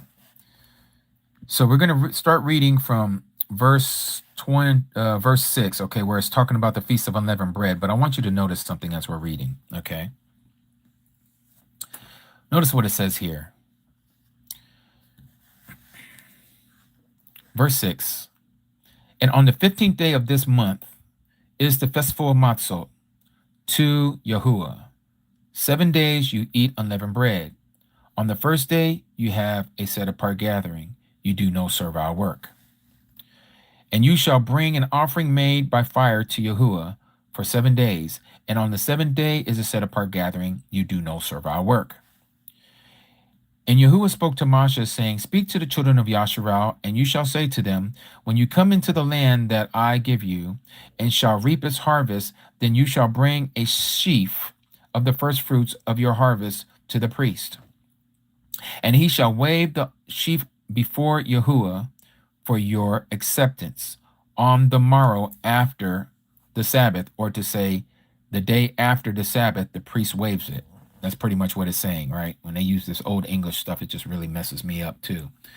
And on that day, when you wave the sheaf, you shall prepare a lamb a year old, a perfect one, as an ascending offering to Yahuah. And as grain offering 2/10 of an ephah of fine flour mixed with oil. An offering made by fire to Yahuah, a sweet fragrance, and its drink offering 1/4 of a hin of wine. Now, I know there's a lot of information there about what we're supposed to do for these offerings, right? Don't let all that jarble your mind. I'm just reading it, but this is where I want you to see. Verse 14, and you do not eat bread, or roasted grain, or fresh grain, until the same day that you have brought an offering to your Yahuah Elohim, a law forever throughout your generations in all your dwellings. Now, here I'm thinking, okay, well, we're not supposed to eat any leavened bread until Shabuat, the Feast of Weeks, but that's not the case. I had to read this again to get better understanding. What we're being told here is from these 7 days that we eat unleavened bread, okay, we're not to eat any more bread. You do not eat bread or roasted grain or fresh grain until the same day that you have brought an offering to your Yahuah Elohim. It's a law forever throughout your generations in all your dwelling. Well, where was this offering given? It was given here as the first fruits. Verse 11, and he shall wave the sheaf before Yahuah for your acceptance. The day after the Sabbath, the priest waves it. On that day, when you wave the sheaf, you shall prepare a lamb. Who's our lamb? The Messiah, a year old, a perfect one. He's the perfect lamb. He's the perfect lamb. As an ascending offering, who ascended to Yahuah? Our Messiah. Who was the manna? Who was the bread that came down from heaven? It was our Messiah. So you do not eat bread. This isn't unleavened bread. This is bread that has leaven in it. You do not eat bread or roasted grain or fresh grain until that same day that you have brought an offering to your Yahuah Elohim. The Messiah fulfilled this as our first fruit. Remember, he's our first fruit. He is that risen bread. Do you see that? He is the risen bread. He is that first fruit. So now we can eat bread, right? We can eat bread. The Messiah is the bread. So again, same thing here. I won't be eating any bread until the 26th day. Let me look at my calendar bead here. Okay, so for those of you who have calendar beads, let me show you this one here. All right, so you guys can all see. Okay, this one is our autumn edition, in case you're wondering, like, wow, that one's got a whole bunch of different colors. It still works the same. Okay, it's just, they're just different colors, but all your high days and your Shabbats are still going to be unison. So this one's all, the Shabbats are all gold, and all the high days are the brown ones. Okay, so don't let anything else confuse you with all these other colors for the regular days. All right, so we're talking about in the first month, okay, we're right here. This is our Sabbath right here, right now, okay? This is going to be, let me blow this up a little bit. Yes, Aki Manuel, I'll sure put it off to the side. So this is where we're at today, okay? This one here was yesterday, which we don't do, which is setting aside a perfect lamb, 1 year old, without any spot or wrinkle, okay? So we're not doing that, but we observe it. We understand what it means, okay? And it's supposed to be kept until the 14th day where it's unalive. This is Passover, all right? Then we have the next 7 days, 1, 2, 3, including the Shabbat, 4, 5, 6, 7. This is the 7 days of unleavened bread, but the Pesach is also part of this 8-day celebration, okay? But then it's after the 21st day, we have the 22nd, 23rd, 24th, 25th Shabbat, and then the 26th day, this is the day after the Sabbath. That's what we just read. The morrow after the Sabbath, right? That's what it said here. Verse 11, and he shall wave the sheaf offering before Yahuah for your acceptance on the morrow after the Sabbath, or to say on the day after the Sabbath, the priest waves it. That's this day right here, okay? The day after the Sabbath, that would be here, okay? This is first fruits. This is when you can eat leavened bread again, okay? So that's all I wanted to share on that. All righty.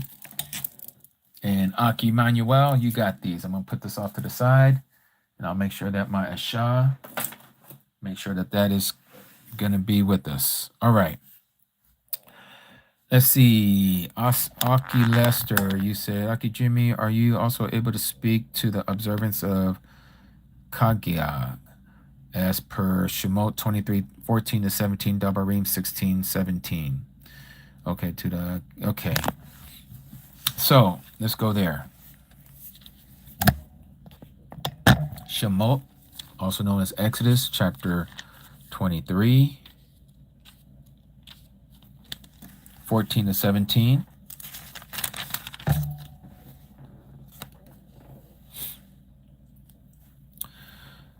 And so we kind of talked about this earlier.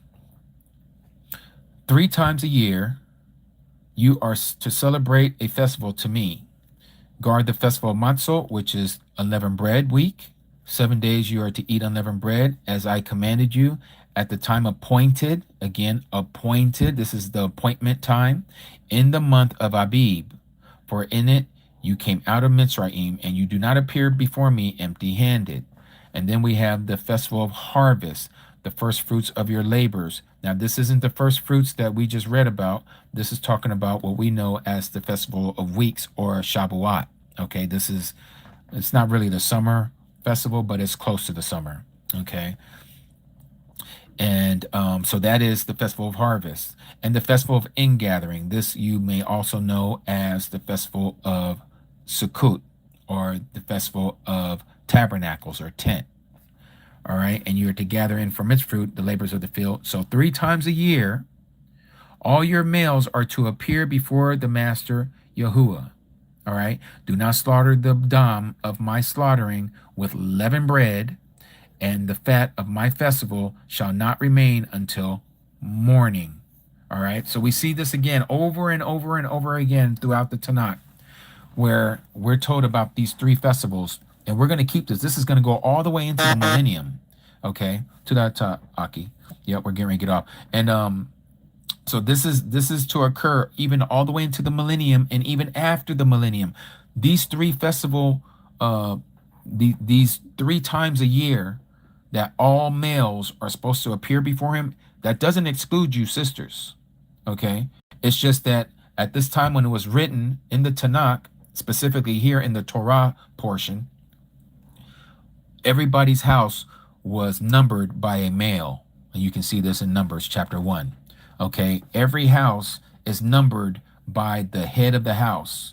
So everyone underneath that head, whoever he is, the wife, the daughters, the husband, the children, the sons, all of them, they're under him, and they are to appear before him as one household before the high priest.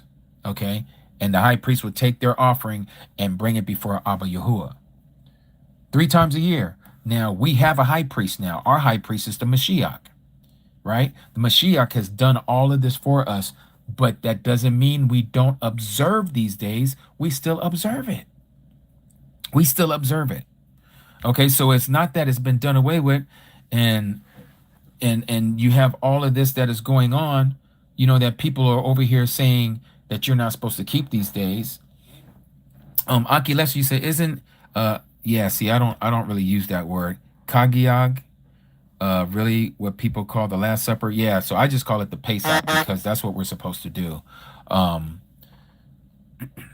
on one second here. Okay, Akiao, appreciate it. Yeah, so that's what we're supposed to do, is the matzo and the wine. The matzo and the wine. Like we were talking about, was it or the day before yesterday? People have erroneously call it the Last Supper. Some people call it communion. Neither one of those show up anywhere in the Tanakh, nor in the New Testament. Okay, so the only thing that I call it is Pesach, because that's what it is. And so we see the same thing in 1 Corinthians chapter 5, verse 8, where it talks about here, verse 7, therefore cleanse out the old leaven, spiritually speaking, so that you, meaning you and I, are a new lump of what? New lump of unleavened bread, as you are unleavened. We're supposed to be unleavened. No pride, no boastfulness, no ego, no transgressions. For also the Messiah, our Pesach, was slaughtered for us. So then let us celebrate the festival. Not with old leaven, in case you don't know what he's talking about. He's talking about Matzah, the Feast of Matzah. This is the celebration. nor with the leaven of evil and wickedness. So he's giving you the spiritual application of what this leaven represents, but with the unleavened bread of sincerity and amat, truth. Okay?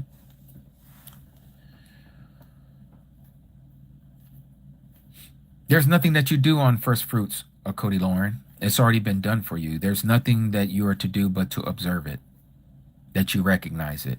So if you go back and you look at this, if we go back to Leviticus chapter 23, all you got to do is read this right here from verse 9 all the way down to verse 14. Okay? And we notice that when we read this, and we can go back and read it again, but we did not see anything about this being a set apart day unto you. All right? I don't see anything here that says anything about this day being a set apart day unto you. This is the day that you are to bring your offerings to Abba Yahuah, which is the fruit of your lips. That's it. That's what you do. You observe this day. You observe it. Okay? Because all of this was done. None of us are farmers, so we can't go and get our harvest, the fruit of our harvest, and bring it to him and say, okay, I'm going to bring this to you as, my tithe, my first fruits to him, because the Mashiach was our first fruit. The Mashiach fulfilled this passage. So all we're doing is observing it. Same thing like we're doing with Pesach. This is the same thing we do with all the feast days. These are shadows of things to come.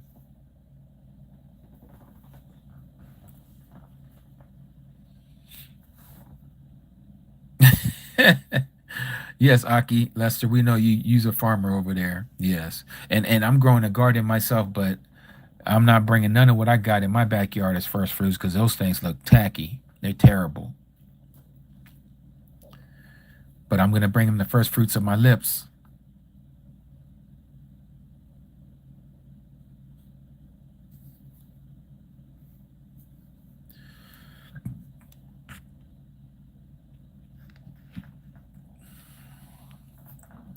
Yahuah Z71, I asked my manager to have the 2 high days off, but he said one of them I would have to work on a Monday to have one of them off. I'm not sure what to do. Should I participate in the second Pesach? If you're able to do the first Pesach, I would suggest that you do the first one. The first one is not a day where you cannot work. Pesach, the 14th, what is known as April 2nd, you are able to work on April 2nd. That is not a Shabbat. Okay? Again, you're not going to find here. Verse 4, chapter 23. These are the appointed times of Yahuah, set apart gatherings that you are to proclaim at their appointed times. This is Pesach right here. In the first month of the 14th day of the month, at evening is Pesach to Yahuah. Nowhere here and in any other passage that you read about the Pesach does it ever say you are to not work on Pesach. It is a set apart gathering to you. Nowhere does it say that. Nowhere does it say that. Now, we do know that we are to gather together for Pesach because we see earlier, like we read in Exodus chapter 12, where people who couldn't afford a lamb, they can bring their monies together to get a lamb if it was too expensive for them. All right. But as far as the Pesach itself being a day off, that's nowhere in scripture. The very next day, this is why Pesach is also known as preparation day. Okay, because you're preparing for the high Sabbath, which is that evening coming up in the 15th, which is the first evening that you're commanded to eat unleavened bread for the next 7 days. And that first day of the 7 days is a Shabbat. It's a day you don't work, and it's a day that we're to come together. And so that's why we're going to be coming together, and we're going to do the last day, and we're going to come together again on the live. Okay. I don't know how to read Russian, but you're very welcome. You're very welcome. I don't even know how to read not one letter. What looks like an A to me, I'm not sure what that is, but I don't mean any disrespect to you. You said, brother, thank you very much. It's interesting stream. All praises to Abba Yahuah.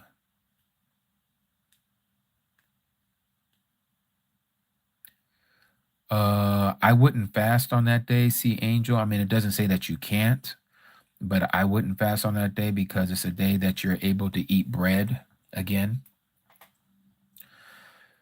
So April 2nd to the 9th, Pesach, unleavened bread. What do we do April 10th on? Please give step by step. So again, if you go back to the calendar, you're going to see that the calendar, where I put it here. Okay, I got to remember that you're talking about pagan days here. Okay, so again, let me bring this down or back out. Pesach, right here, okay? And I'll use, because I see some of you are still kind of confused about this because you're still using pagan days. April 2nd, the evening of April 2nd is Passover. The evening of April 3rd is the high Shabbat, the first day of unleavened bread. We're going to come together and we're going to celebrate this day on the live, okay? This day, go to work. This day, go to work. This day, you don't go to work. This day is Shabbat, okay? So you're supposed to be off that day, which would be a week from today, okay? And then you have this day, you go to work on the 7th. This day, you go to work on the 8th. This day, you don't go to work on the 9th. You finish off that evening with eating your bread, unleavened bread. The very next day is a normal day, your April 10th that you was just talking about. Yah's daughter, this is a regular day again. You go back to work. You do what you're supposed to do. Work, work, Shabbat. Okay?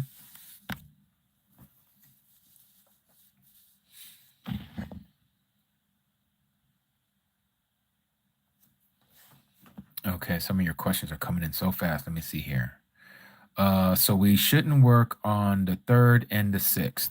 You shouldn't work on, let me see, because I got to go back and look at this with the calendar. Okay, so these are the days you don't work, okay? 3rd, April 3rd, you don't work. Of course, you don't work on the Shabbat, okay? That's going to be on April 6th. And then the very next one will be April 9th. You don't work on April 9th. All right. So the 3rd, the 6th, and the 9th, you don't work. Okay. But you can cook. You can start a fire. You can do all that stuff here. You're just not supposed to work. Okay. Here, the weekly Sabbath, you don't do that. You don't start a fire. You don't cook. All of that should have been done the day before. Okay. And the same thing here. You can cook, start a fire. You can do all that here.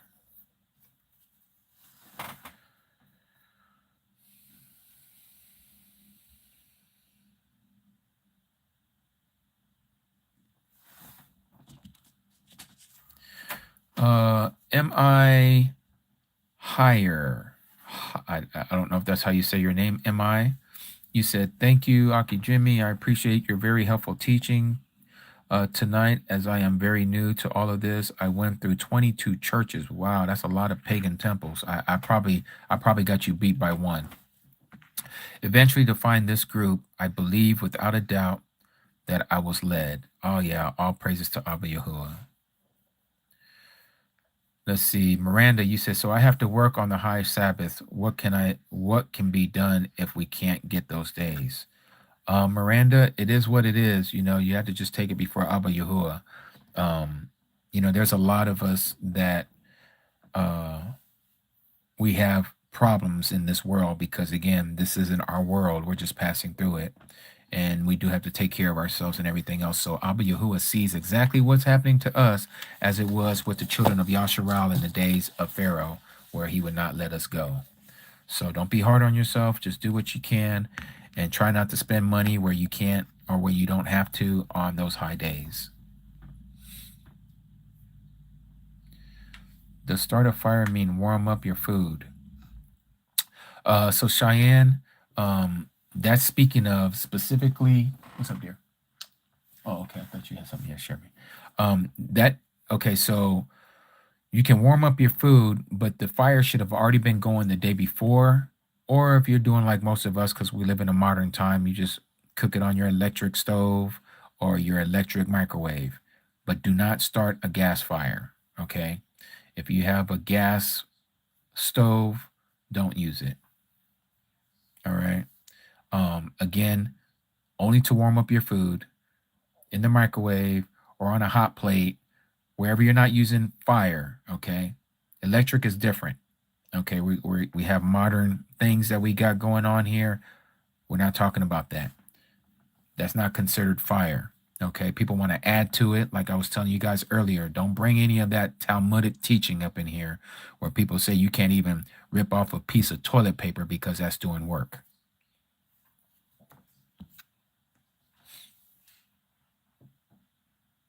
You can use your electric stove, Brooke, but only to reheat. Yes, not to cook. Okay, the cooking part still stands. All of that should have been done the day before. That's still what we call a Yaum, or preparation day.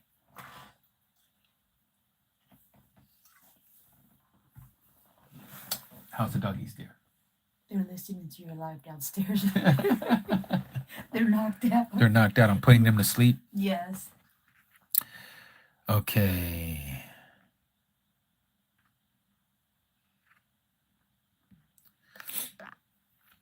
If Yahuah Z71, if the second Pesach lines up better with your schedule, and I would say by all means do it, Aki.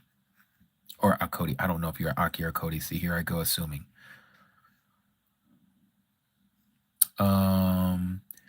Asia, that's why we're here. This is why we come together. We come on every MON day.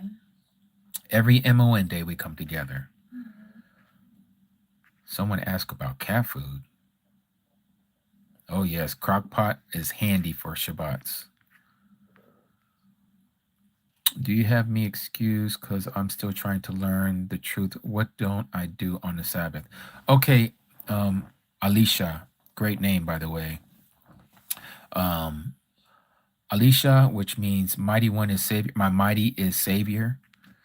What don't you do on a Shabbat? Well, again, don't start a fire on Shabbat. Okay.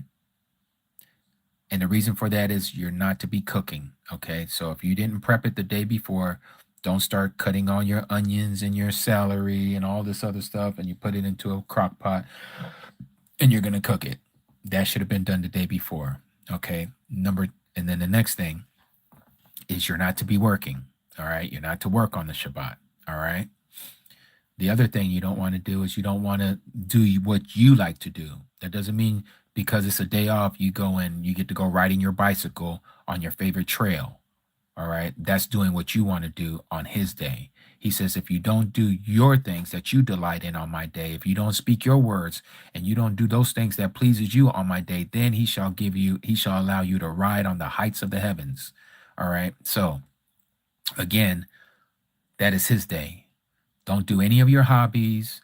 Don't say, okay, kids, we're going to go to the park. We're going to have a so-called, eating out together. I don't like to say picnic because we know what that means. But we're gonna go in and eat out at an establishment. You're not supposed to do that either. Why? Because they're not supposed to be working either. So why are you gonna go to an establishment when you know you're not supposed to be working and you're gonna have people wait on you hand and foot and they're working and they're not supposed to be working either. Even though they don't know that, you know better. You're not supposed to be there. So don't go into any place where you're going to be spending money. No commerce is to be done on Sabbath. Okay. No Amazon, no nothing. All right. This is a day, again, to Abba Yahuah and to him alone. Okay? And that's pretty much it.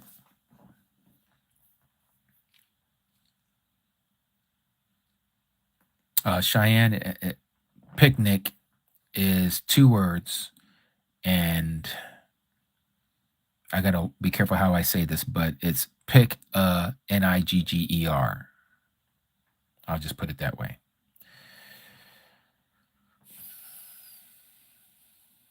Praise Yahuah 03. I live with a non-believer and I can't throw away their food. What can I do? So again, it's not about the physical application. It's about the spiritual application. Praise Yahuah 03. Okay. So the spiritual application, when you're talking about having to clean out your cupboards and all that stuff, and trying to do some of these things, you keep it unto yourself. Don't touch anybody else's stuff. If you have roommates, or if you have a husband or a wife who doesn't agree and they don't believe in this truth, you don't force the stuff on them. You do what you're supposed to do. You keep that stuff from your dwelling place, your house. You are the temple, right? You're the temple. This is why I was saying what I was saying earlier. If you want to do these things by cleaning out your house, doing that spring cleaning, beautiful. You can do that, okay? But it is not mandatorily required of you as what is mandatorily required of you that has to do with the spiritual application. Because after all, this is what the Mashiach came to teach us. The Messiah came to teach us how everything starts in the spirit, in the mind, in the Ruach, right? Remember, he says, if you even look at a woman with lust in your eyes, you've already committed the act in your heart. So the opposite is true as well. If you're keeping the Shabbat within you, you can go to work. You can do whatever you got to do with Pharaoh, right? But there's certain things that you know you're not supposed to do, like go and get your gas before you go to work, and you know you have to work on a Shabbat. They're going to make you work. Okay, well, I'm going to make sure that I do everything in my ability, even if I work at a toll booth and I'm dealing with money, and that's what I'm dealing with because I'm taking money from people out of their car and I'm giving them change back, but that's not my money. I'm just doing work for Pharaoh. I'm doing work for the man, right? But spiritually, in my mind, I'm making sure I've already had my food cooked at my house.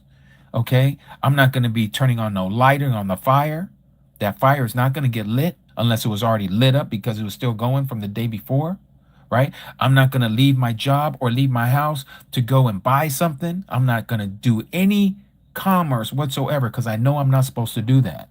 So what's in your control for the Sabbath, you do in control. Just like when you're working, you can keep your mind on Abba Yahuwah. Maybe your job isn't so strict where you can have an earpiece in your ear and you're listening to someone talking about the scriptures, or maybe having one of these audio books that is reading one of the books.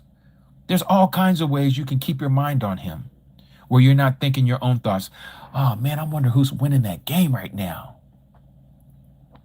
You know, that kind of stuff we don't think about. Oh, did I? Oh man, I got to do this tomorrow and I got to do that tomorrow. No, you don't think about that stuff. You think about Yahuwah. That's it.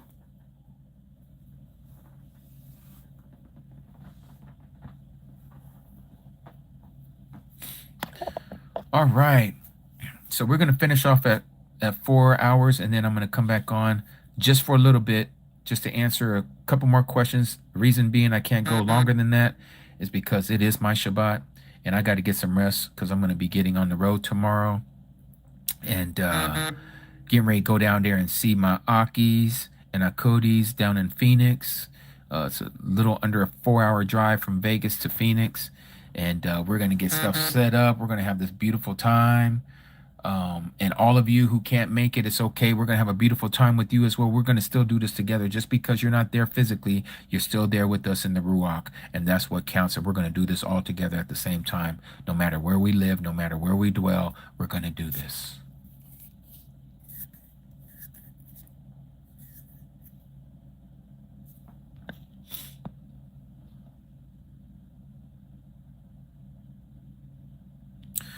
Peter, great administration, Aki Jimmy, following from Kenya. Wow, Kenya.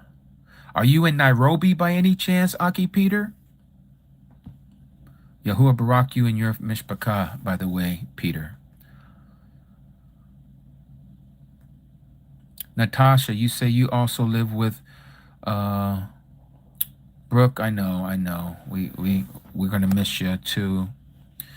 Where did it go? Natasha, you just, oh, okay, I guess I can't read that. You retracted it. Okay.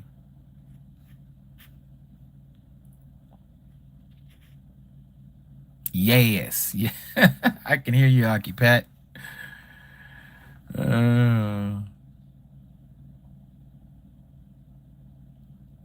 Hallelujah. Tudata Zagio. Zuggy XO. Yes. Abba Yahuwah go before us. Are we going to be doing immersions? Yes, we are going to be doing immersions there on the daytime portion of the 14th, also known as Pesach. We're going to be doing immersions that day.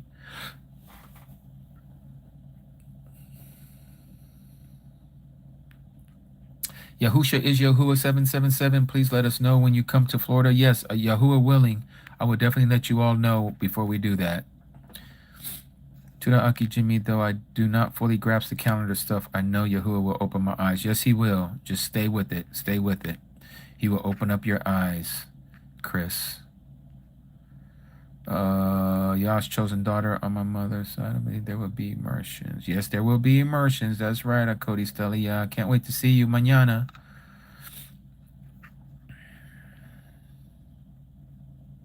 You're in Lamu Island. I don't know where Lamu Island is, but I'm assuming that's off the coast of Kenya, right?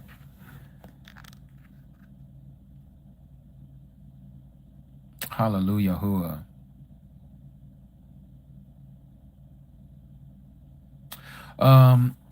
Well, Brooke, is there going to be another person where we'll have another in-person festival? Yahuah willing, yes, it would be for what we call Shabuat or Pentecost in the Greek. And that is, I believe it's going to be in the pagan month of the 2nd of June. Let me see here. Yes, it is the 2nd of June. And that will probably be here in the Vegas area. I'm not sure yet. We're going to see. It's either here or we might, and I have to get with our Aki, Joey, and Akodi Nildiyahu. They're in northern Arizona, close to the southern rim of the Grand Canyon. So we might try to go and see them for the day, but we'll see. I don't know what Yahuah has for us, and we don't know what's going on in this world. So we're just going to have to play it by ear.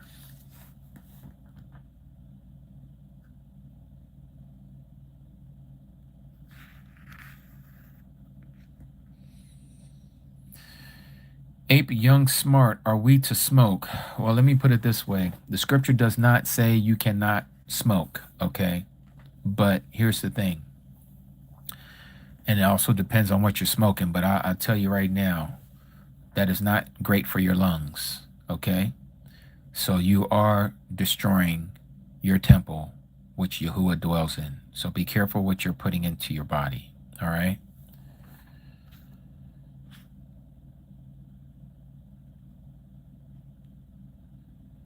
So do I have Pesach dinner on the 2nd, Laura says? Yes.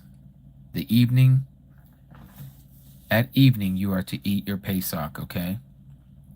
And again, as I was sharing earlier, you don't have to get lamb. You don't have to get goat. What you do have to have is matzah crackers, okay? Matzah crackers. If you don't want to make none for yourself, go to your local grocery store, go down the kosher section, or ask somebody that works there at one of these corporate stores, Kroger, Ralph's, Hy-Vee, Piggly Wiggly, wherever you live, they have different, you know what I'm talking about.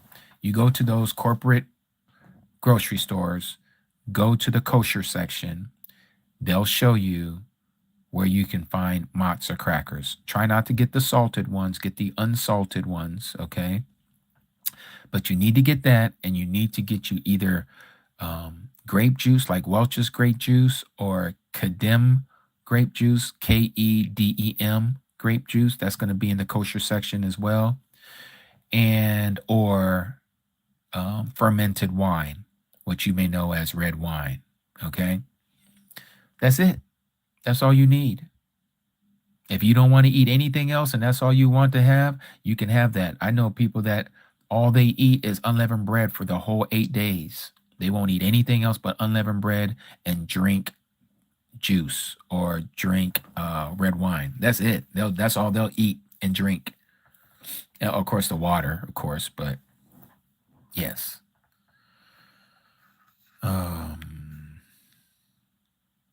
Michael, you say, why unsalted? Because salt wasn't added as one of the additives that they have given us in Scripture. That's added.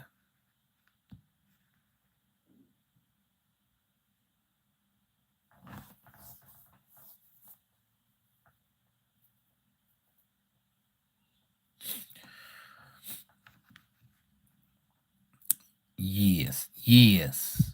All right.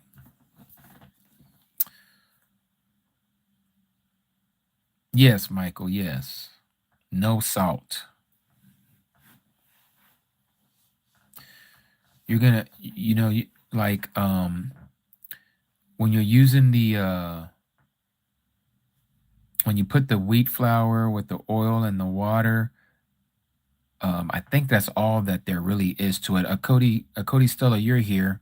You can answer that question for us. What do you put in your matzo crackers when you make it, a Cody? And it was delicious.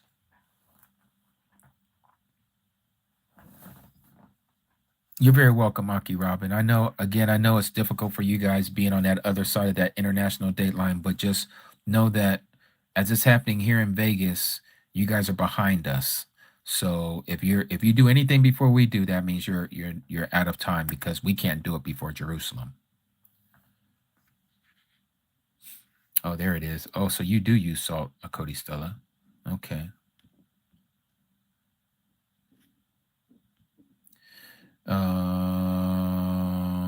Water, flour, olive oil, salt. From what I know, is that right? That's what a Cody Stella just said, Brooke. Yep. Yes, we do's.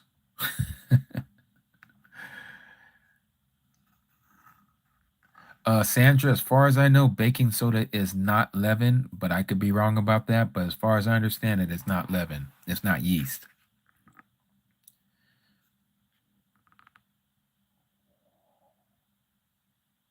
What about the bundle of wheat that I read? Uh, Josie Law, can you give me a passage what you're talking about? The bundle of wheat that I read. Are you talking about the sheaf offering? Is that what you're talking about?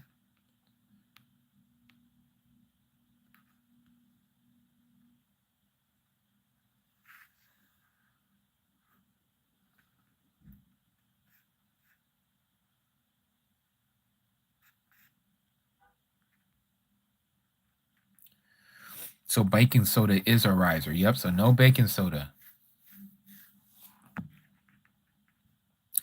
Okay. Yes. So the sheaf offering, as I was reading it earlier, Josie, that is after the 7 days of unleavened bread.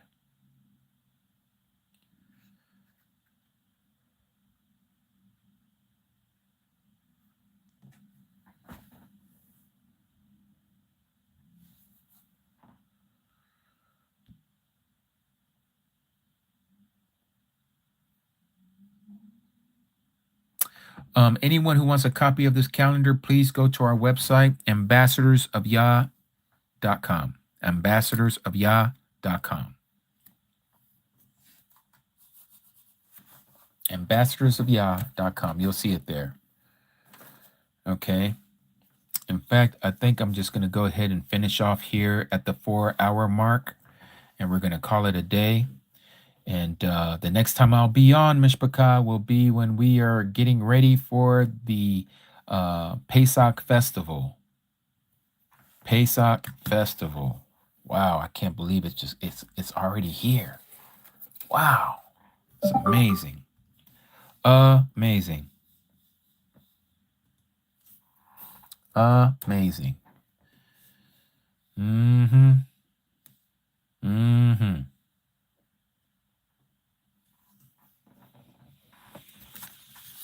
All right. Let's see.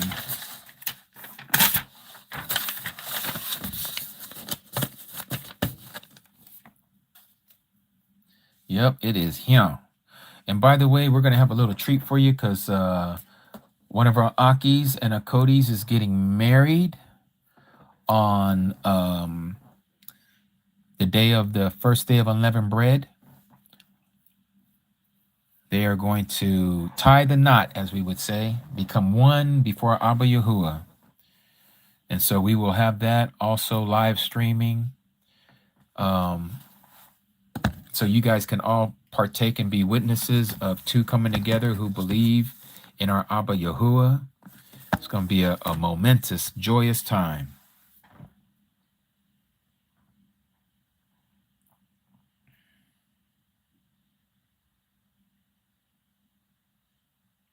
Mm-hmm. Indeed, indeed.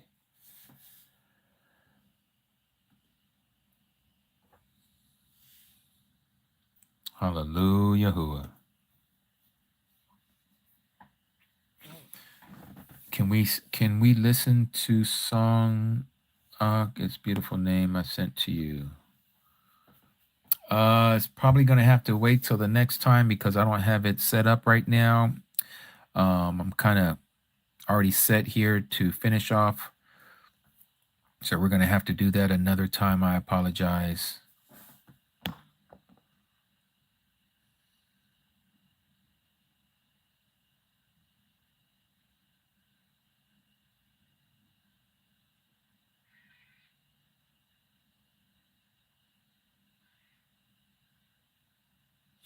Let's see here. What type of desserts can we make for Passover? Anything that don't have swine in it. I'm just joking. Use your senses. You know already what you shouldn't have, I would think, Stephanie. Again, nothing with leaven in it, so no cakes, no cupcakes, nothing that's risen, right? But I mean, chocolate, strawberries, all kinds of fruits. I mean, all that is open, right? You can have all of that. Caramel, nothing that I would suggest that has anything with gelatin in it. Of course, that has, oink oink in there.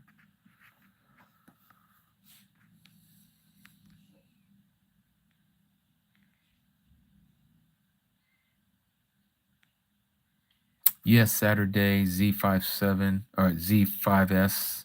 So glad I found you on YouTube. I kept looking on TT. Thanks for the website. This will guide me for the feast days and my bead count. Yes. Hallelujah. Yahuah. 11 Ski, what was it that you was asking, Ak? I missed it.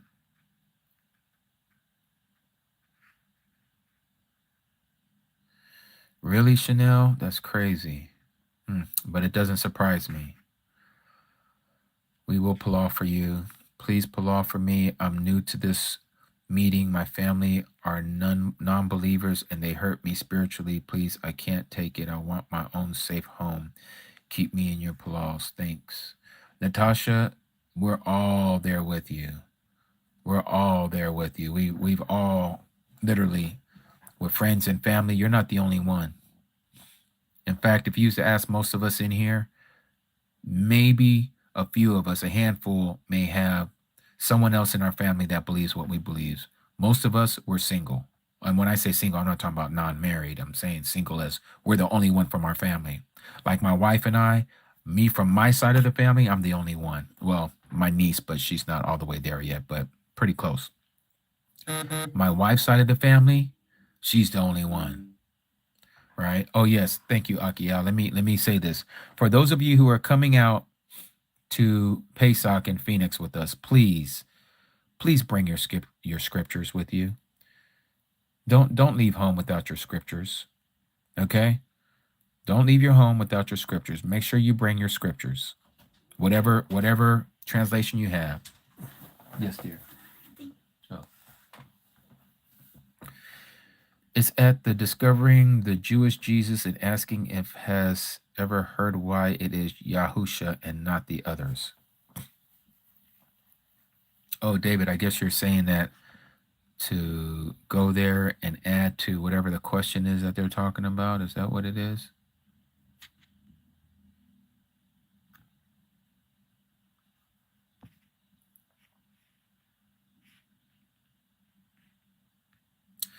BT, isn't the idea that they were fleeing Mitzrayim, so the meal was for sustenance and symbolic? BT, it is the fleeing of Mitzrayim, so that's why we're eating it in haste. But the Pesach itself also is symbolic of our Messiah. Okay, he's that Passover lamb. He's the reason why we have to put the blood on our ancestors, put the blood on the lintel of the doors and the doorpost. Because again, that represents the death angel passing over us, even on the day of judgment, when we stand before the judgment seat of Yahuah. The death angel is going to pass over us. Okay.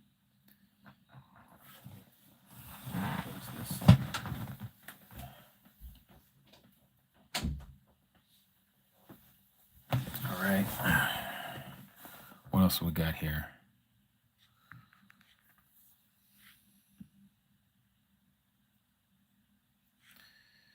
Is this for Christians too, or just Jewish people? Felicia, I don't understand what you mean by this question. Is this for Christians too, or just Jewish people? I would say it's for neither. We're not Christians and we're not Jewish. So if you want to clarify your question, Felicia, I would be more than happy to answer you.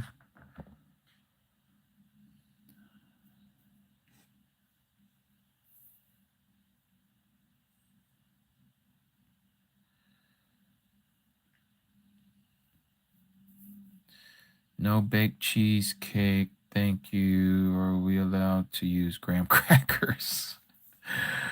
If you're talking about graham crackers for Pesach, I would say no. That's got some other things in it.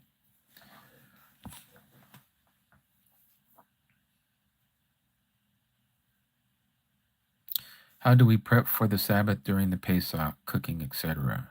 How do we prep for the Sabbath during Pesach? Levinsky, which Sabbath are you talking about? You talking about the high Sabbath or the weekly Sabbath?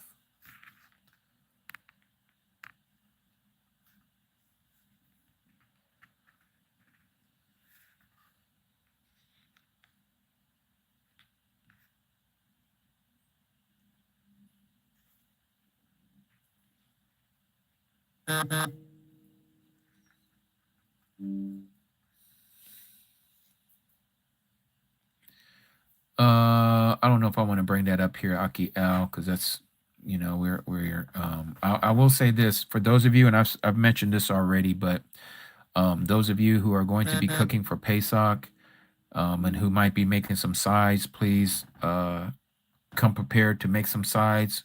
We'll help you go and get those. We'll have some vehicles that are available so you can go and get those side dishes that you want to make for Pesach for the rest of the Mishpachah when we come together, for those of you who are coming to Phoenix. All right. Do I need to bring the scriptures? If you want to carry that big old thing, yes. But please bring your scriptures.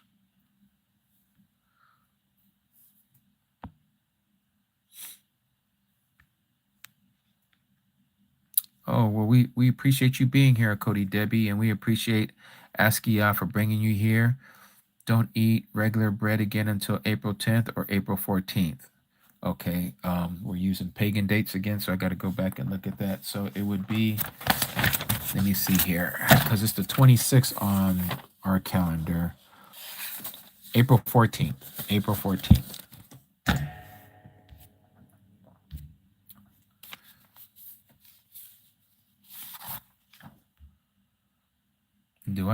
Do I have to throw away my clothes and detergent and soap? Why would you do that?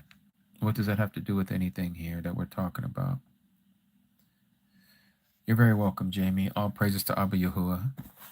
All praises. All right, we got 10 minutes, and we're getting ready to shut her down. And like I say, the next time I will be on live will be for Pesach. That will be April 2nd at evening, West Coast time. Actually, we'll probably be on there before then, depending. I don't know what kind of network service I'm going to have when we do the immersions, but if we do have clear enough of a network, then we'll be on live even for the immersions.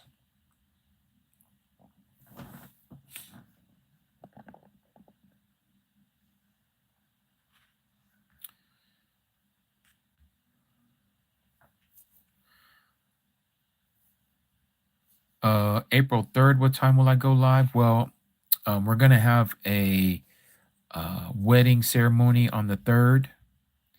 And then come that evening, we're going to be doing unleavened, first day of unleavened. No, there won't be no part 2 tonight, Cody Gina.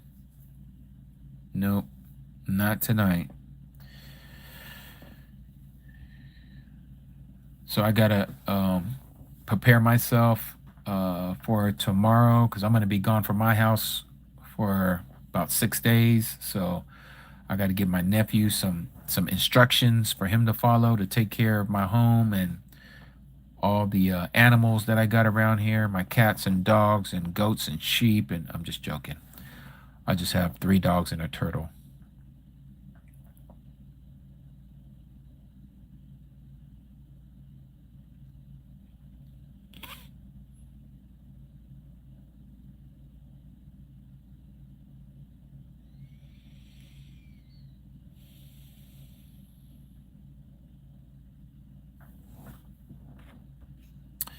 Michael, you say by working night shift on April 3rd, would there be an exception, Aki? Well, again, we're living in a modern time, and no one at the time as these instructions were given out, nobody was working at night. It was only during the day portion, right? During when the sun was out. So um, this whole society that we live in is backwards. You're supposed to be sleeping at night, but again, we work in this time of Babylon. So no, you're not supposed to be working, but you are working. So I mean, I don't know what else to say to you other than already.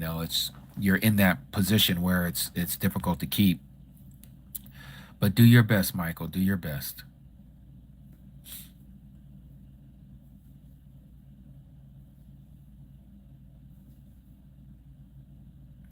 Okay, Cody Wendy, have a great evening, or Layla Tube to you as well. Layla Tube, great night. Adore Layla.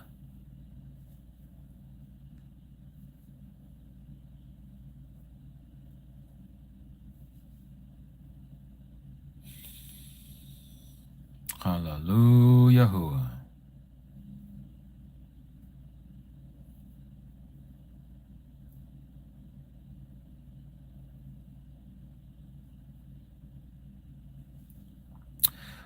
Jamie, where do you live? Where do you live, Jamie? Okay, Cody Lupe. Yahuwah barak you and keep you, and may he continue to allow the countenance of his light to shine upon you and all your mishpachah, especially your son.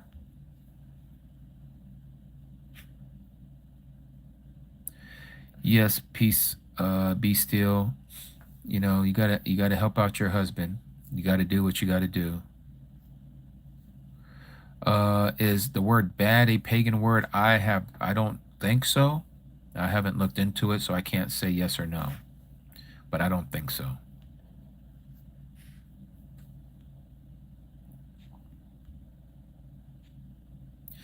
Yes, yes, Janine Gadul.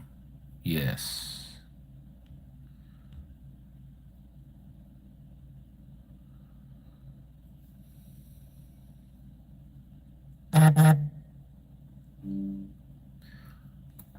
Okay, Cody Nildia. Yep, that'll be beautiful. Tudata, Cody. Gadal Layla is what Ishi and I use as well as Gadul Bakor. Yep, that's what I use, both of those. Gadul, well, I don't say Gadal, Gadul with the U between the D and the L. Gadul, Layla, and Gadul Bakur.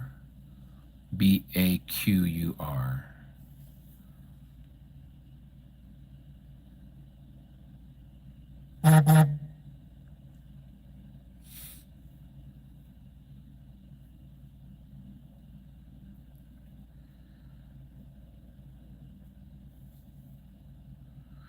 Yes, Good is pagan Cheyenne because so the word, let me write this down here. So this word right here, where's my pen?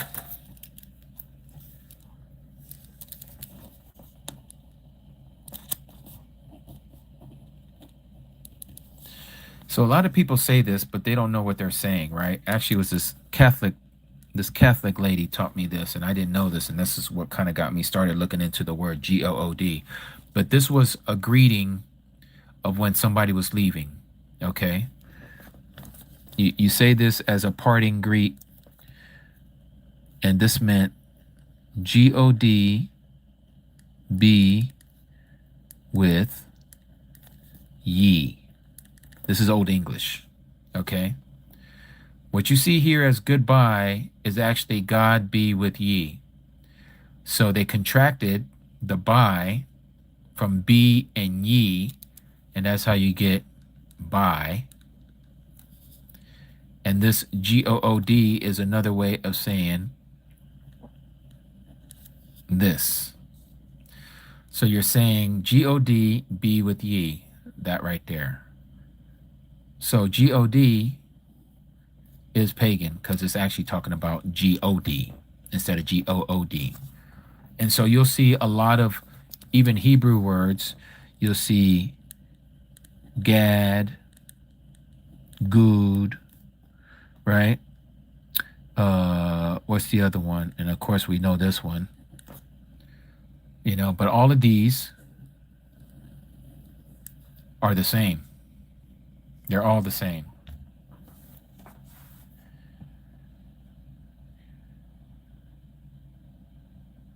Yes, that one too, Emmanuel. Yes. I forgot about the GAWD. Yes.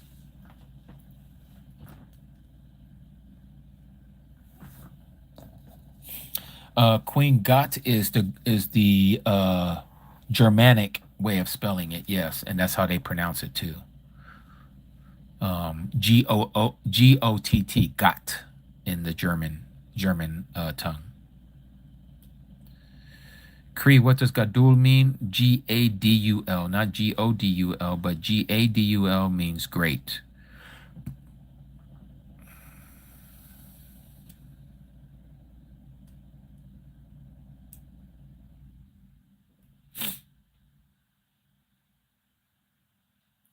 So that's the thing, right, Cheyenne, about the tribe called Gad. And again, we don't know exactly how that is pronounced because a lot of the Hebraic letters and the understanding of the vowels has been lost to us. Only a few words do we know for certain, but that is one of those that we don't know exactly how it is pronounced. Is it Gad? Is it God? Is it good? Is it good? We don't know how. If you look up the word Gad, the tribe, the son of one of Yaqub's sons, it only gives you two letters. Okay, it gives you the Gamel and it gives you the Dalat. That's a G and a D. So we don't know how that's pronounced. People have speculated that it's Gad or God, but we don't know for certain.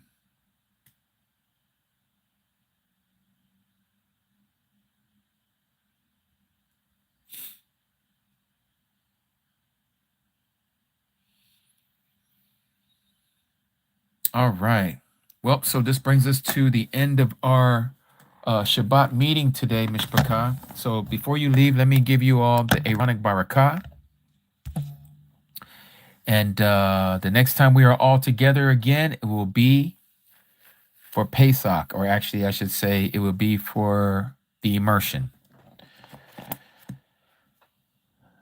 But that will be pre-Pesach, because Pesach will be that evening.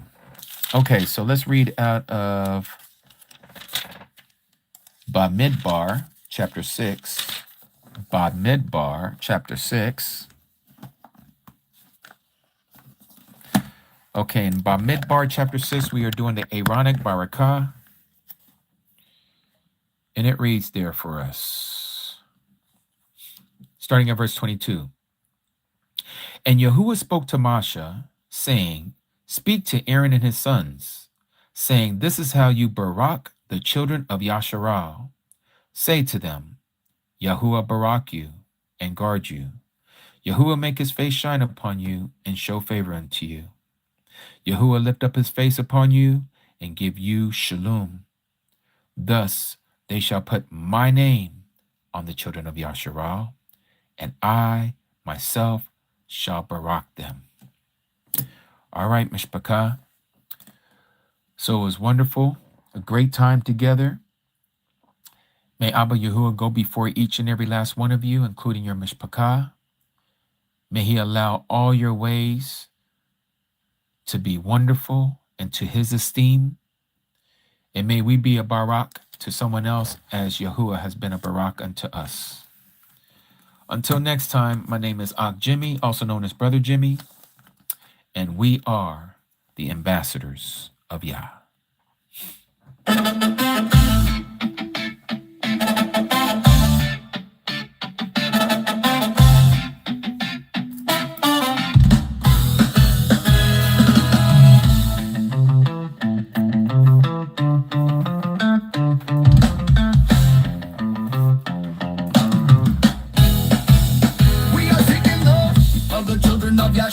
Straight out of the book, the scriptures, verses sharper than fishing hooks, snagging souls, taking tolls, leaving devils shook. Who we be? Messengers, truth bringers, that's the key. Unlocking minds, leaving darkness in debris. We are the ambassadors, ambassadors of Yah. We are the ambassadors, ambassadors of Yah. Spreading love from near to far. We are the ambassadors, ambassadors of Yah. Listen close, hear us, yeah. We are the ambassadors, ambassadors of Yah. Spreading love from near to far. We are the ambassadors, ambassadors of Yah. Listen close, hear us, yeah. Verses be thumping, shofars be blowing, beat be steady. Word power every hour, truth already. Planted deep secrets, keep fools unsteady. We elevate till your fate be ready. No compromise. Open your eyes, see the light. Walk tall, stand strong with all your might.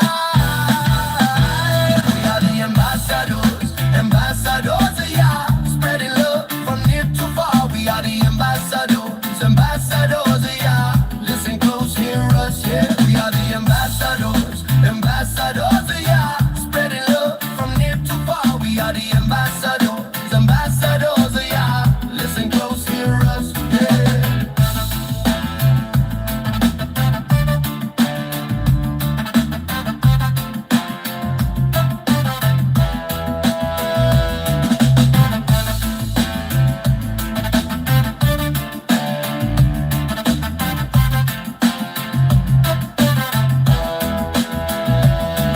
No compromise. Open your eyes, see the light. Walk tall, stand strong with all your might.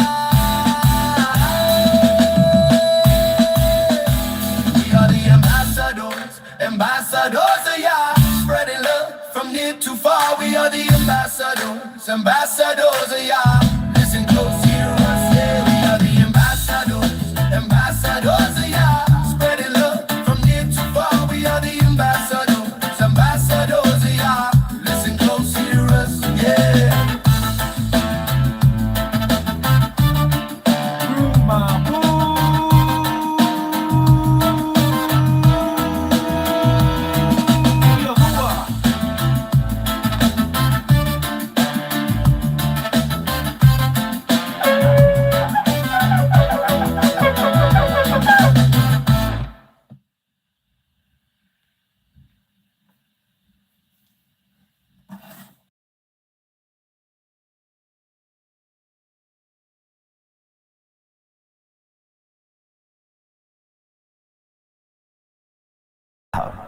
इतने में वो दुरूद आया जो उसने मुझ पर भेजा था।